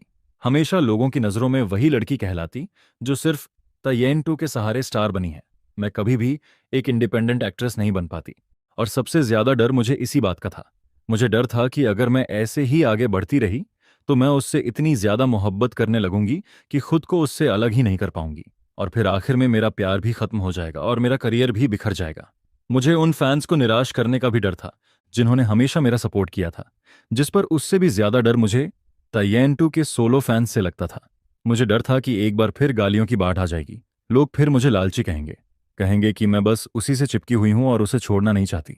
हालांकि मेरी पर्सनैलिटी हमेशा से काफ़ी केयरफ्री रही है, मैं कभी कभी थोड़ी भोली और फनी भी लगती हूँ, लेकिन जिंदगी के इतने बड़े डिसीजन के सामने मैं हमेशा बहुत क्लियर माइंडेड रहती हूँ। मैं अपने पैरों पर खुद खड़ा होना चाहती थी, मैं अपने दम पर रोल्स हासिल करना चाहती थी, मैं खुद को चैलेंज करना चाहती थी, मैं किसी और पर डिपेंड रहने का टैग हटाना चाहती थी, न कि पूरी जिंदगी किसी और के बनाए रास्ते पर चलना चाहती थी। जिस पर रिकॉर्डिंग शुरू होने से पहले ही मैंने अपने मैनेजर को कॉल किया था और पूरी दृढ़ता के साथ अपना डिसीजन बता दिया था। यह सुनकर मैनेजर ने तुरंत इसका विरोध किया। वह मुझे बार बार समझाने लगती है कि मेरे पास अभी जो रिसोर्सेज हैं, जो अपॉर्चुनिटीज़ हैं, वे सब इस शो ऑन द येन टू की वजह से हैं। अगर मैं मना कर देती हूँ तो मेरे पास मौजूद सारी पॉपुलैरिटी और ग्लोरी पल भर में गायब हो सकती है। बड़ी मुश्किल से मिला यह करियर भी खत्म हो सकता है। लेकिन मैं अपना फैसला पहले ही कर चुकी थी। जिस पर मैनेजर चाहे जितना समझाने की कोशिश करती है, मैं बिल्कुल भी नहीं डगमगाती। आखिरकार वह मुझे मना नहीं पाती और मजबूर होकर मेरी बात मान लेती है। इसके बाद पूरे सेट पर मौजूद कैमरों की निगरानी में और ता येनतु की उम्मीदों से भरी नजरों के सामने मैं अपनी मुट्ठियां कसकर भींच लेती हूँ। मेरे नाखून हथेलियों में धंस जाते हैं और मैं अपने दिल के अंदर छिपे दर्द और मोह को दबाने की कोशिश करती हूँ। मेरी आंखें लाल हो चुकी होती हैं, जिस पर मैं धीरे से सिर हिलाते हुए कहती हूँ, सॉरी ता टीचर, मैं आपकी बात नहीं मान सकती। जैसे ही मेरे मुंह से ये शब्द निकलते हैं, पूरे रोमांटिक हाउस का माहौल एकदम जम सा जाता है। बैकग्राउंड म्यूजिक जैसे अचानक रुक जाता है, पूरा वेन्यू बिल्कुल शांत हो जाता है, जिस पर तयेंतु की आंखों में चमक रही रोशनी धीरे धीरे गायब हो जाती है। लेकिन वह कुछ नहीं कहता, वह बस चुपचाप मुझे देखता रहता है। उसकी आंखों की गहराई में छिपी निराशा साफ दिखाई देने लगती है। शो के रूल्स के मुताबिक हमारा कपल कन्फेशन सफल नहीं हो पाया था। एक ने हाँ कहा था जबकि दूसरे ने मना कर दिया था, जिस पर अब हम दोनों इस प्रोग्राम की रिकॉर्डिंग साथ में जारी नहीं रख सकते थे। इसके बाद प्रोडक्शन टीम तुरंत ऑफिशियल अकाउंट पर पोस्ट डालती है और पूरे इंटरनेट के सामने हमारे कन्फेशन का रिजल्ट पब्लिक कर देती है। अब किसी भी तरह का बदलाव संभव नहीं था। रिकॉर्डिंग खत्म होते ही मैं बिना पीछे मुड़े वहां से निकल जाती हूँ। मैं सीधे उस रोमांटिक हाउस से बाहर चली जाती हूँ जहां हमारी अनगिनत यादें मौजूद थीं। उसी रात प्रोग्राम के ऑफिशियल अकाउंट पर तय समय पर पोस्ट अपलोड किया गया, जिसमें मेरे और ता येन टू के डिसीजन को साफ साफ बताया गया था। उसमें किसी तरह की गाइडिंग ओपिनियन नहीं थी, बस सच्चाई को वैसा ही बताया गया था जैसा हुआ था। जैसे ही वह एपिसोड ब्रॉडकास्ट होता है, पूरे इंटरनेट पर हंगामा मच जाता है, जिस पर शो की ऑफिशियल टीम अनाउंसमेंट करती है कि अगले एक हफ्ते तक पूरे इंटरनेट से वोटिंग कलेक्ट की जाएगी। व्यूअर्स तय करेंगे कि मुझे और ता येन टू को आगे भी रिकॉर्डिंग जारी रखनी चाहिए या यहीं सब खत्म हो जाना चाहिए। ऑफिशियल पोस्ट अपलोड होते ही उससे जुड़े कीवर्ड्स सीधे हॉट सर्च पर पहुंच जाते हैं। चारों तरफ बहस शुरू हो जाती है, जिस पर तयेन टू के बड़ी संख्या में सोलो फैंस मेरे सोशल मीडिया अकाउंट पर टूट पड़ते हैं। वे मुझे एहसान फरामोश कहते हैं कि मैंने शुरुआत से लेकर आज तक सिर्फ तयेन टू का सहारा लिया है, उसी की मदद से फेमस हुई हूं और फेमस होते ही उसे पहचानने से इनकार कर दिया। उनके मुताबिक मैं सबसे बड़ी अनग्रेटफुल पर्सन थी। वे कहते हैं कि मैं उसकी भावनाओं की कद्र नहीं करती और उसके सारे एफर्ट्स को बर्बाद कर दिया। लेकिन दूसरी तरफ बहुत सारे पासर्स बाय, रैशनल फैंस और सीपी फैंस भी मेरे सपोर्ट में सामने आते हैं। वे कहते हैं कि डेटिंग रियलिटी शो में हिस्सा लेने का मकसद ही करियर अपॉर्चुनिटीज हासिल करना होता है। हर कोई चाहता है कि इस प्लेटफॉर्म के जरिए ज्यादा लोग उसे जानें और पहचानें, जिस पर दोनों पक्षों के बीच बहस लगातार बढ़ती जाती है। हॉट सर्च के टॉपिक्स बार बार बदलते रहते हैं, लेकिन इस पूरे एक हफ्ते में मैंने बाहरी दुनिया की सारी आवाजें खुद से काट दी थीं। मैं खुद को पूरी तरह काम में झोंक देती हूँ। मैं एडवर्टाइजमेंट शूट करती हूँ, नए ब्रांड एंडोर्समेंट के वीडियोस रिकॉर्ड करती हूँ, वेब ड्रामा के लिए स्क्रिप्ट्स स्टडी करती हूँ और अलग अलग ब्रांड इवेंट्स में हिस्सा लेती हूँ, जिस पर मेरा शेड्यूल इतना बिजी हो जाता है कि सुबह से रात तक मुझे सांस लेने का समय भी मुश्किल से मिल पाता है। मैं जानबूझकर खुद को इतना बिजी रखती हूँ कि कुछ और सोचने का मौका ही न मिले। और मेरे दिल में पहले से यह यकीन बना हुआ था कि इंटरनेट पर ज्यादातर लोग कभी नहीं चाहेंगे कि हम दोनों दोबारा साथ रिकॉर्डिंग करें।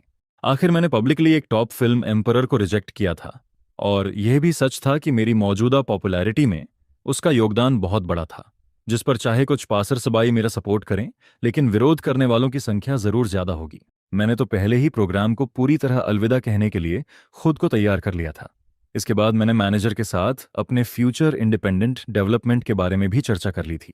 मैं किसी भी रिजल्ट को स्वीकार करने के लिए तैयार थी, लेकिन जिंदगी हमेशा अनएक्सपेक्टेड टर्न्स लेकर आती है। ठीक एक हफ्ते बाद वोटिंग पीरियड खत्म होते ही मुझे प्रोग्राम टीम की तरफ से ऑफिशियल इन्विटेशन मिलता है, जिस पर स्टाफ बेहद एक्साइटेड होकर मुझे बताता है कि पूरे इंटरनेट की वोटिंग का रिजल्ट आ चुका है और हमें आगे रिकॉर्डिंग जारी रखने के पक्ष में पड़े वोट्स विरोध में पड़े वोट्स से कहीं ज्यादा हैं। ऑडियंस चाहती है कि हम दोनों अपनी जर्नी को आगे बढ़ाएं। फोन हाथ में पकड़े हुए मैं काफी देर तक स्तब्ध रह जाती हूँ। मेरे मन में सिर्फ अविश्वास भरा हुआ था। बाद में मुझे पता चलता है कि इस दौरान सिर्फ फैंस ही नहीं, बल्कि बड़ी संख्या में पासर्सबाई भी हमारे बीच मौजूद उस सच्चे कनेक्शन से गहराई से प्रभावित हुए थे। उन्होंने ताइयेंटू की शांत और ठंडी बाहरी इमेज के पीछे छिपी उसकी बेशर्त टेंडरनेस और फेवरेटिज्म को देखा था। उन्होंने एक ऐसी एक्ट्रेस को देखा था जो कभी आत्मविश्वास की कमी और झिझक से भरी हुई थी, लेकिन धीरे धीरे संघर्ष करते हुए आगे बढ़ती गई और खुद को बदलती चली गई। और सबसे महत्वपूर्ण बात, उन्होंने हमारे बीच किसी स्क्रिप्टेड रोमांस को नहीं देखा था, बल्कि उन्होंने हमारी नेचुरल अंडरस्टैंडिंग, हमारी केमिस्ट्री और दिल की गहराइयों से निकलने वाले अट्रैक्शन को महसूस किया था। आखिरकार व्यूअर्स ने अपनी मर्जी से वोटिंग करके हमें रिकॉर्डिंग जारी रखने का मौका दे दिया, जिस पर प्रोग्राम टीम ने इससे पहले ही बैकअप प्लान तैयार कर रखा था। अगर इंटरनेट यूजर्स हमें आगे साथ देखने के लिए राजी नहीं होते, तो हमें एक स्पेशल फेयरवेल एपिसोड शूट करना पड़ता।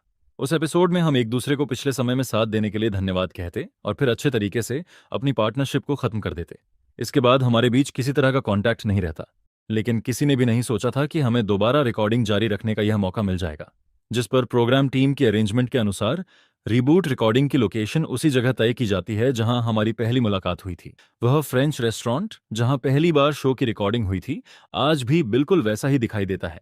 वही फ्लोर टू सीलिंग विंडो के पास वाली सीट, वही गर्म सुनहरी रोशनी जो धीरे धीरे चारों तरफ फैल रही होती है। टेबल के कोने पर सफेद गुलाबों का एक खूबसूरत बुके रखा होता है, जिस पर सॉफ्ट म्यूजिक धीरे धीरे पूरे रेस्टोरेंट में गूंज रही होती है। आसपास की टेबल अरेंजमेंट, डेकोरेशन और यहां तक कि बाहर दिखाई देने वाला स्ट्रीट व्यू भी बिल्कुल पहली मुलाकात जैसा ही लगता है।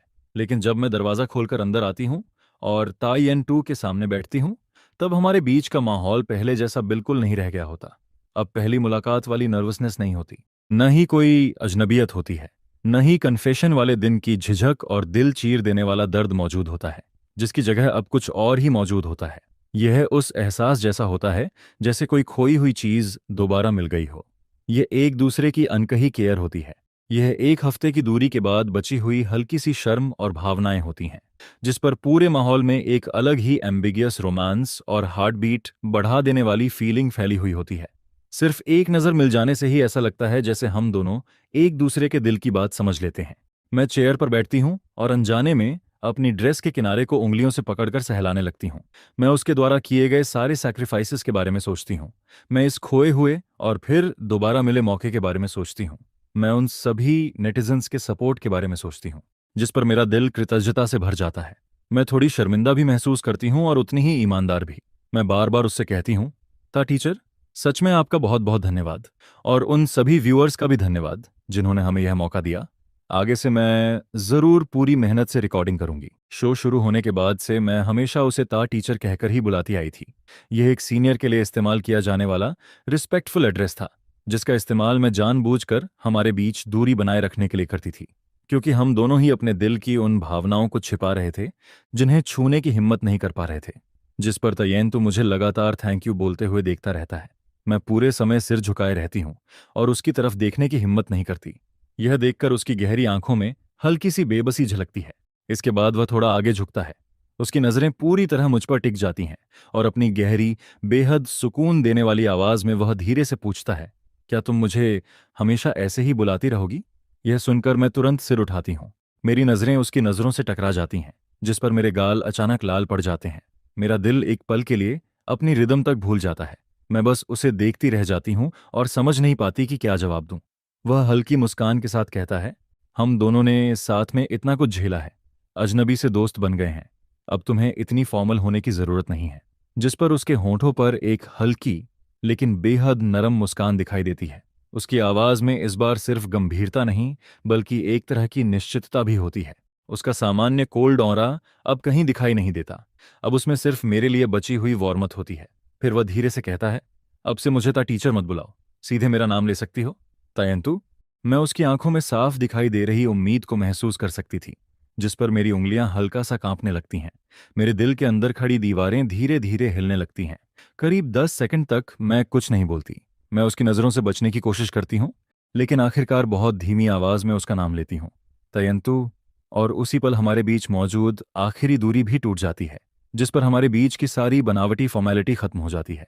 इसके बाद हम पहली मुलाकात की बातें याद करने लगते हैं। वह हंसते हुए बताता है कि पहली बार मिलने के दौरान मैं कितनी नर्वस थी। मैं लगातार अपनी ड्रेस पकड़ रही थी और ठीक से बोल भी नहीं पा रही थी। यह सुनकर मैं भी शर्माते हुए हंस पड़ती हूँ। मैं कहती हूँ, शुरुआत में मुझे लगा था कि आप बहुत बड़े फिल्म एम्परर हैं। मैं पूरी मीटिंग के दौरान सिर उठाकर आपकी तरफ देखने तक की हिम्मत नहीं कर पाई थी। मुझे डर था कि कहीं मैं कोई गलती न कर दूं। जिस पर हम दोनों रिकॉर्डिंग शुरू होने से लेकर अब तक की हर छोटी बड़ी बात याद करने लगते हैं। हम मेरे स्ट्रगलिंग डेज के बारे में बात करते हैं, उन दिनों के बारे में बात करते हैं जब मैं छोटे छोटे रोल्स किया करती थी। हम इंटरनेट पर हुई कंट्रोवर्सीज के बारे में बात करते हैं, भविष्य की रिकॉर्डिंग प्लान्स के बारे में बात करते हैं और अपने फ्यूचर एक्सपेक्टेशंस के बारे में भी खुलकर बातें करते हैं। जिस पर हमारी बातचीत में कोई मजबूरी नहीं होती, कोई अजीब सी चुप्पी नहीं होती। काम से लेकर जिंदगी तक, पास्ट से लेकर फ्यूचर तक, जितनी देर हम बात करते हैं उतना ही ज्यादा कंफर्टेबल महसूस करते हैं। जितनी देर हम बात करते हैं उतना ही ज्यादा एक दूसरे के करीब आते जाते हैं। धीरे धीरे शुरुआती झिझक पूरी तरह गायब हो जाती है और उसकी जगह सिर्फ समझदारी, नरमी और करीबियां बची रह जाती हैं। यह रीबूट एपिसोड का फुल वर्जन ब्रॉडकास्ट होते ही पूरे इंटरनेट पर तहलका मचा देता है।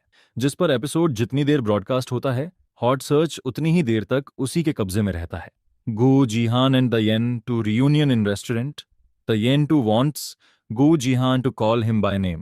To people moving towards each other is the most healing feeling. ऐसे कई कीवर्ड्स सीधे रैंकिंग लिस्ट पर छा जाते हैं। पूरा सोशल मीडिया जैसे एक्साइटमेंट में डूब जाता है। इस एपिसोड की पॉपुलैरिटी पिछले सभी एपिसोड्स को पीछे छोड़ देती है और शो एक बार फिर पूरी तरह एक्सप्लोड कर जाता है। पूरे इंटरनेट की वोटिंग सफलतापूर्वक पूरी होने के बाद मैं और तायन टू ऑफिशियली कपल आइडेंटिटी के साथ रिकॉर्डिंग जारी रखते हैं, जिस पर हमारा पहला टास्क भी बेहद स्पेशल होता है। हमें हस्बैंड वाइफ थीम पर वेडिंग फोटोशूट करना होता है। प्रोग्राम टीम इसके लिए पहले से ही एक प्रीमियम वेडिंग स्टूडियो बुक कर चुकी होती है। स्टूडियो के अंदर खूबसूरत वेडिंग गॉन्स और फॉर्मल सूट्स सजे हुए दिखाई देते हैं। तायेन टू की हाइट पहले से ही लंबी और आकर्षक होती है। उसका शरीर सीधा और संतुलित होता है। उसका चेहरा बेहद हैंडसम और एलिगेंट दिखाई देता है, जिस पर लोग उसे चलते फिरते क्लॉथ्स हैंगर तक कहते हैं। जब वह टेलर्ड डार्क सूट पहनता है तो उसके चौड़े कंधे और स्लिम वेस्ट और भी ज्यादा हाईलाइट होने लगते हैं। उसकी काम पर्सनालिटी और भी ज्यादा आकर्षक दिखाई देती है। बिना किसी एक्स्ट्रा डेकोरेशन के भी वह सबसे अलग नजर आता है। वहीं मैं एक सिंपल लेकिन high and satin wedding dress चुनती हूँ।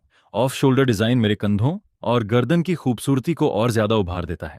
ड्रेस का फैब्रिक बेहद स्मूथ और प्रीमियम होता है। उसमें कोई जरूरत से ज्यादा फैंसी डेकोरेशन नहीं होती, लेकिन उसकी सिंप्लिसिटी ही उसे और ज्यादा एलिगेंट बनाती है। जिस पर वह ड्रेस मेरे ब्राइट फेस और टेम्परामेंट के साथ पूरी तरह मैच करती है। ड्रेस पहनने के बाद मैं खुद को बेहद ग्रेसफुल और गॉर्जस महसूस करती हूँ। सिर्फ एक नज़र में ही मुझे यह ड्रेस पसंद आ जाती है। इसके बाद मैं वेडिंग ड्रेस पहनकर चेंजिंग रूम से बाहर निकलती हूँ, जिस पर तयेन टू मेरी तरफ देखता है। उसकी आंखों में मौजूद सामान्य शांति तुरंत टूट जाती है। उसकी नज़रों में साफ साफ सरप्राइज दिखाई देने लगता है। वह लगातार मुझे देखता रहता है और कुछ पल के लिए नजरें तक नहीं हटाता। फिर बेहद ईमानदार तारीफ के साथ धीरे से कहता है, यह ड्रेस तुम पर बहुत खूबसूरत लग रही है, बहुत खूबसूरत है। तयंतु बिना एक पल की झिझक के यह बात कह देता है, जिस पर वेडिंग ड्रेस उसी समय फाइनल कर दी जाती है। इसके बाद हम दोनों साथ में फोटोशूट लोकेशन की तरफ निकलते हैं। वह एक फ्रेंच स्टाइल मैनर का खुला ग्रासलैंड एरिया होता है। पूरे बैकग्राउंड को सिंपल लेकिन बेहद रोमांटिक तरीके से डेकोरेट किया गया होता है। चारों तरफ खिले हुए रोज फ्लावर्स दिखाई देते हैं। हरे भरे grass carpet, classic European architecture और हल्की धूप मिलकर पूरे माहौल को किसी फेरी टेल जैसा बना देते हैं, जिस पर रोमांटिक फीलिंग पूरे वातावरण में फैली हुई महसूस होती है। शुरुआत में फोटोग्राफर कुछ बेसिक वेडिंग शॉट्स लेने लगता है। मैं और तायन तो एक एक दूसरे के पास खड़े होते हैं। हम हाथ पकड़ते हैं और एक दूसरे की आंखों में देखते हैं। यह सब अभी तक काफी नेचुरल और कंफर्टेबल लग रहा होता है। लेकिन फोटोग्राफर की चाहत सिर्फ इतनी नहीं होती। वह हस्बैंड वाइफ वाली इंटीमेट फीलिंग को भी तस्वीरों में कैप्चर करना चाहता था, जिस पर वह तुरंत कहता है, आप दोनों थोड़ा और करीब आ जाइए। बॉय गर्ल को हल्के से अपनी बाहों में ले लीजिए, थोड़ा और नेचुरल फील चाहिए। यह सुनते ही मैं और तायेन तो दोनों एक साथ फ्रीज हो जाते हैं। अचानक पूरा माहौल अजीब सा बन जाता है। हालांकि हम शो के बीच तक पहुंच चुके थे, हमने साथ में बहुत कुछ झेला था, लेकिन जब सच में ऐसे इंटीमेट एक्शंस करने की बारी आती है, तब हमारी घबराहट छिपाए नहीं छिपती, जिस पर मेरे गाल तुरंत लाल हो जाते हैं। मेरी उंगलियां अनजाने में वेडिंग ड्रेस का किनारा कसकर पकड़ लेती हैं। पूरा शरीर तनाव से भर जाता है और मेरा हार्ट बीट कंट्रोल से बाहर होने लगता है। मैं सिर उठाकर उसकी तरफ देखने की हिम्मत तक नहीं कर पाती। वहीं तायेन के कान भी हल्के लाल हो जाते हैं। वह जो हमेशा काम और कोल्ड दिखाई देता था, इस समय उतना ही नर्वस लग रहा होता है, जिस पर वह धीरे धीरे अपना हाथ बढ़ाता है। बहुत सावधानी से मेरी कमर को पकड़ता है। उसकी ग्रिप इतनी हल्की होती है जैसे उसे डर हो कि कहीं मुझे चोट न लग जाए। हम दोनों के शरीर बिल्कुल स्टिफ हो जाते हैं। पूरा पोज अजीब भी लगता है और शर्मिंदगी से भरा हुआ भी। लेकिन इससे पहले कि हम खुद को संभाल पाते, फोटोग्राफर फिर बोल पड़ता है, बॉय गर्ल के गाल को हल्के से टच कर सकते हैं, या फिर दोनों फोरहेड टच करके एक दूसरे की आंखों में देखिए। ऐसे कपल फीलिंग और ज्यादा स्वीट लगेगी। यह सुनकर हमारी हालत और भी खराब हो जाती है, जिस पर मेरे गाल और ज्यादा लाल पड़ जाते हैं। मैं घबराकर नजरें चुराने लगती हूँ। मुझे समझ ही नहीं आता कि अब क्या पोज देना चाहिए। मेरा हार्ट बीट इतनी तेजी से बढ़ रहा होता है जैसे सीने से बाहर निकल आएगा। वहीं तयन, तू भी मुझसे कम परेशान नहीं होता। वह धीरे धीरे और झिझकते हुए हाथ उठाता है। उसकी उंगलियां जैसे ही मेरे गाल को छूने वाली होती हैं, मैं रिफ्लेक्स में हल्का सा पीछे हट जाती हूँ, जिस पर हमारी आंखें एक दूसरे से टकराती हैं। दोनों की आंखों में एक जैसी शर्म और घबराहट साफ दिखाई देती है। यहां तक कि हमारी सांसें भी संभल संभल कर चल रही होती हैं। पूरे फोटोशूट के दौरान हम दोनों बेहद क्लमसी और ऑकवर्ड दिखाई देते हैं। हम कैमरा के सामने एक्टिंग करने की कोशिश नहीं कर रहे होते, बल्कि सच में घबराए हुए होते हैं। लेकिन फोटोग्राफर को शायद इसी मोमेंट का इंतजार था, जिस पर वह लगातार शटर दबाता जाता है। वह हमारी हर रियल एक्सप्रेशन को कैप्चर कर लेता है। हमारी झिझक, हमारी घबराहट, हमारे दिल की धड़कनों का असर और वह सारी अनकही फीलिंग्स, सब कुछ उसकी कैमरा लेंस में कैद होता जाता है। फोटोशूट खत्म होने के बाद हम दोनों तुरंत कैमरा के पास पहुंच जाते हैं। हम सोच रहे होते हैं कि इतनी ऑकवर्ड पोजेस वाली फोटोज शायद अच्छी नहीं आई होंगी, लेकिन जैसे ही हम रिजल्ट देखते हैं, हम दोनों चौंक जाते हैं, जिस पर तस्वीरों में दिखाई देने वाले हम हमारे असली रूप से भी ज्यादा खूबसूरत लग रहे होते हैं। तस्वीरों में हमारी झिझक थी, हमारी सावधानी थी, हमारी शर्म थी, लेकिन कहीं भी बनावटीपन नहीं था। एक लड़के की जेंटल केयर, एक लड़की की शाइन्स और दोनों की आंखों में छिपे हुए दिल के भाव, यह सब सनलाइट और रोजेस के बीच मिलकर तस्वीरों को बेहद खूबसूरत बना देता है। हर फोटो इतनी रियल और इमोशनल दिखाई देती है कि उसे देखकर नजरें हटाना मुश्किल हो जाता है, जिस पर रोमांटिक एटमॉस्फेयर तस्वीरों से बाहर निकलकर महसूस होने लगता है। वे तस्वीरें उन पोसेस से भी ज्यादा सुंदर बन जाती हैं जिन्हें जानबूझकर परफेक्ट बनाया जाता है। मैं कैमरा में रिजल्ट देखकर खुद भी मुस्कुरा देती हूँ। तायेंटू भी तस्वीरों को देख रहा होता है। उसकी आंखों में नरम सी मुस्कान दिखाई देती है। वह बार बार फोटोग्राफर की तारीफ करता है, कहता है कि तस्वीरें उसकी उम्मीद से भी ज्यादा अच्छी आई हैं। इसके बाद पूरा वेडिंग फोटोशूट ऑफिशियली खत्म हो जाता है। स्टाफ कट बोलता है, जिस पर प्रोग्राम टीम के सभी कैमरों बंद कर दिए जाते हैं और एक दिन की रिकॉर्डिंग पूरी तरह समाप्त हो जाती है। मैं और तायेंटू अलग अलग चेंजिंग रूम में चले जाते हैं। मैं वेडिंग ड्रेस उतारकर अपने डेली क्लोथ्स पहन लेती हूँ। कुछ देर पहले तक जो मैं तस्वीरों में एक खूबसूरत ब्राइड जैसी लग रही थी, अब फिर से अपने सामान्य रूप में लौट आती हूँ। वहीं तयन, तू भी अपना फॉर्मल सूट बदल देता है। उसके शरीर से कैमरा के सामने वाला फॉर्मल ऑरा भी गायब हो जाता है और उसकी जगह रोजमर्रा वाली हल्की लेजी फीलिंग वापस आ जाती है, जिस पर हम दोनों एक के बाद एक स्टूडियो से बाहर निकलते हैं। हम दोनों यही सोच रहे होते हैं कि आज का काम खत्म हो चुका है और अब घर लौटना चाहिए। मैं सिर झुकाकर अपने बैग की स्ट्रैप ठीक कर रही होती हूँ। मैं उससे गुड बाय कहने ही वाली होती हूँ कि तभी मेरी नज़र उसके ऊपर पड़ती है। वह फोटोग्राफर के पास खड़ा होता है, जो अपना इक्विपमेंट समेट रहा होता है, जिस पर तायेन टू बेहद गंभीर आवाज में कहता है, आज के वेडिंग फोटोशूट की सभी ओरिजिनल फोटोज मुझे भेज देना। Thank you. ये सुनकर मैं कुछ पल के लिए रुक जाती हूँ। मेरे मन में थोड़ी हैरानी जरूर होती है, लेकिन मैं ज्यादा ध्यान नहीं देती। मुझे लगता है कि शायद वह प्रोग्राम प्रमोशन के लिए रॉ मटेरियल्स सेव करके रखना चाहता होगा। आखिर यह रियलिटी शो था, जिस पर ओरिजिनल फोटोज अपने पास रखना कोई अजीब बात नहीं लगती। इसलिए मैं ज्यादा नहीं सोचती, बस हल्के से सिर हिला देती हूँ। इसके बाद मैं अकेली स्टूडियो से बाहर निकल जाती हूँ। पूरा दिन शूटिंग करने की वजह से मैं पहले ही थक चुकी होती हूँ, जिस पर काम खत्म होते ही मैं अपनी बेस्ट फ्रेंड सुवान और दूसरे करीबी दोस्त के साथ बारबेक्यू खाने का प्लान बना लेती हूँ। मैं थोड़ा रिलैक्स करना चाहती थी। कुछ ही देर में ग्रिल से निकला हुआ खाना पूरी टेबल पर सज जाता है। मैं हंसते हुए सुवान के साथ बातें कर रही होती हूँ। हम सॉफ्ट ड्रिंक पी रहे होते हैं और साथ में टीवी भी देख रहे होते हैं। तभी मेरे बगल में बैठी बेस्ट फ्रेंड अचानक किसी ब्रेकिंग न्यूज की तरह चिल्ला उठती है। वह अपने फोन स्क्रीन को घूर रही होती है। उसके चेहरे का रंग अचानक बदल जाता है और अगले ही पल वह फोन मेरे सामने कर देती है।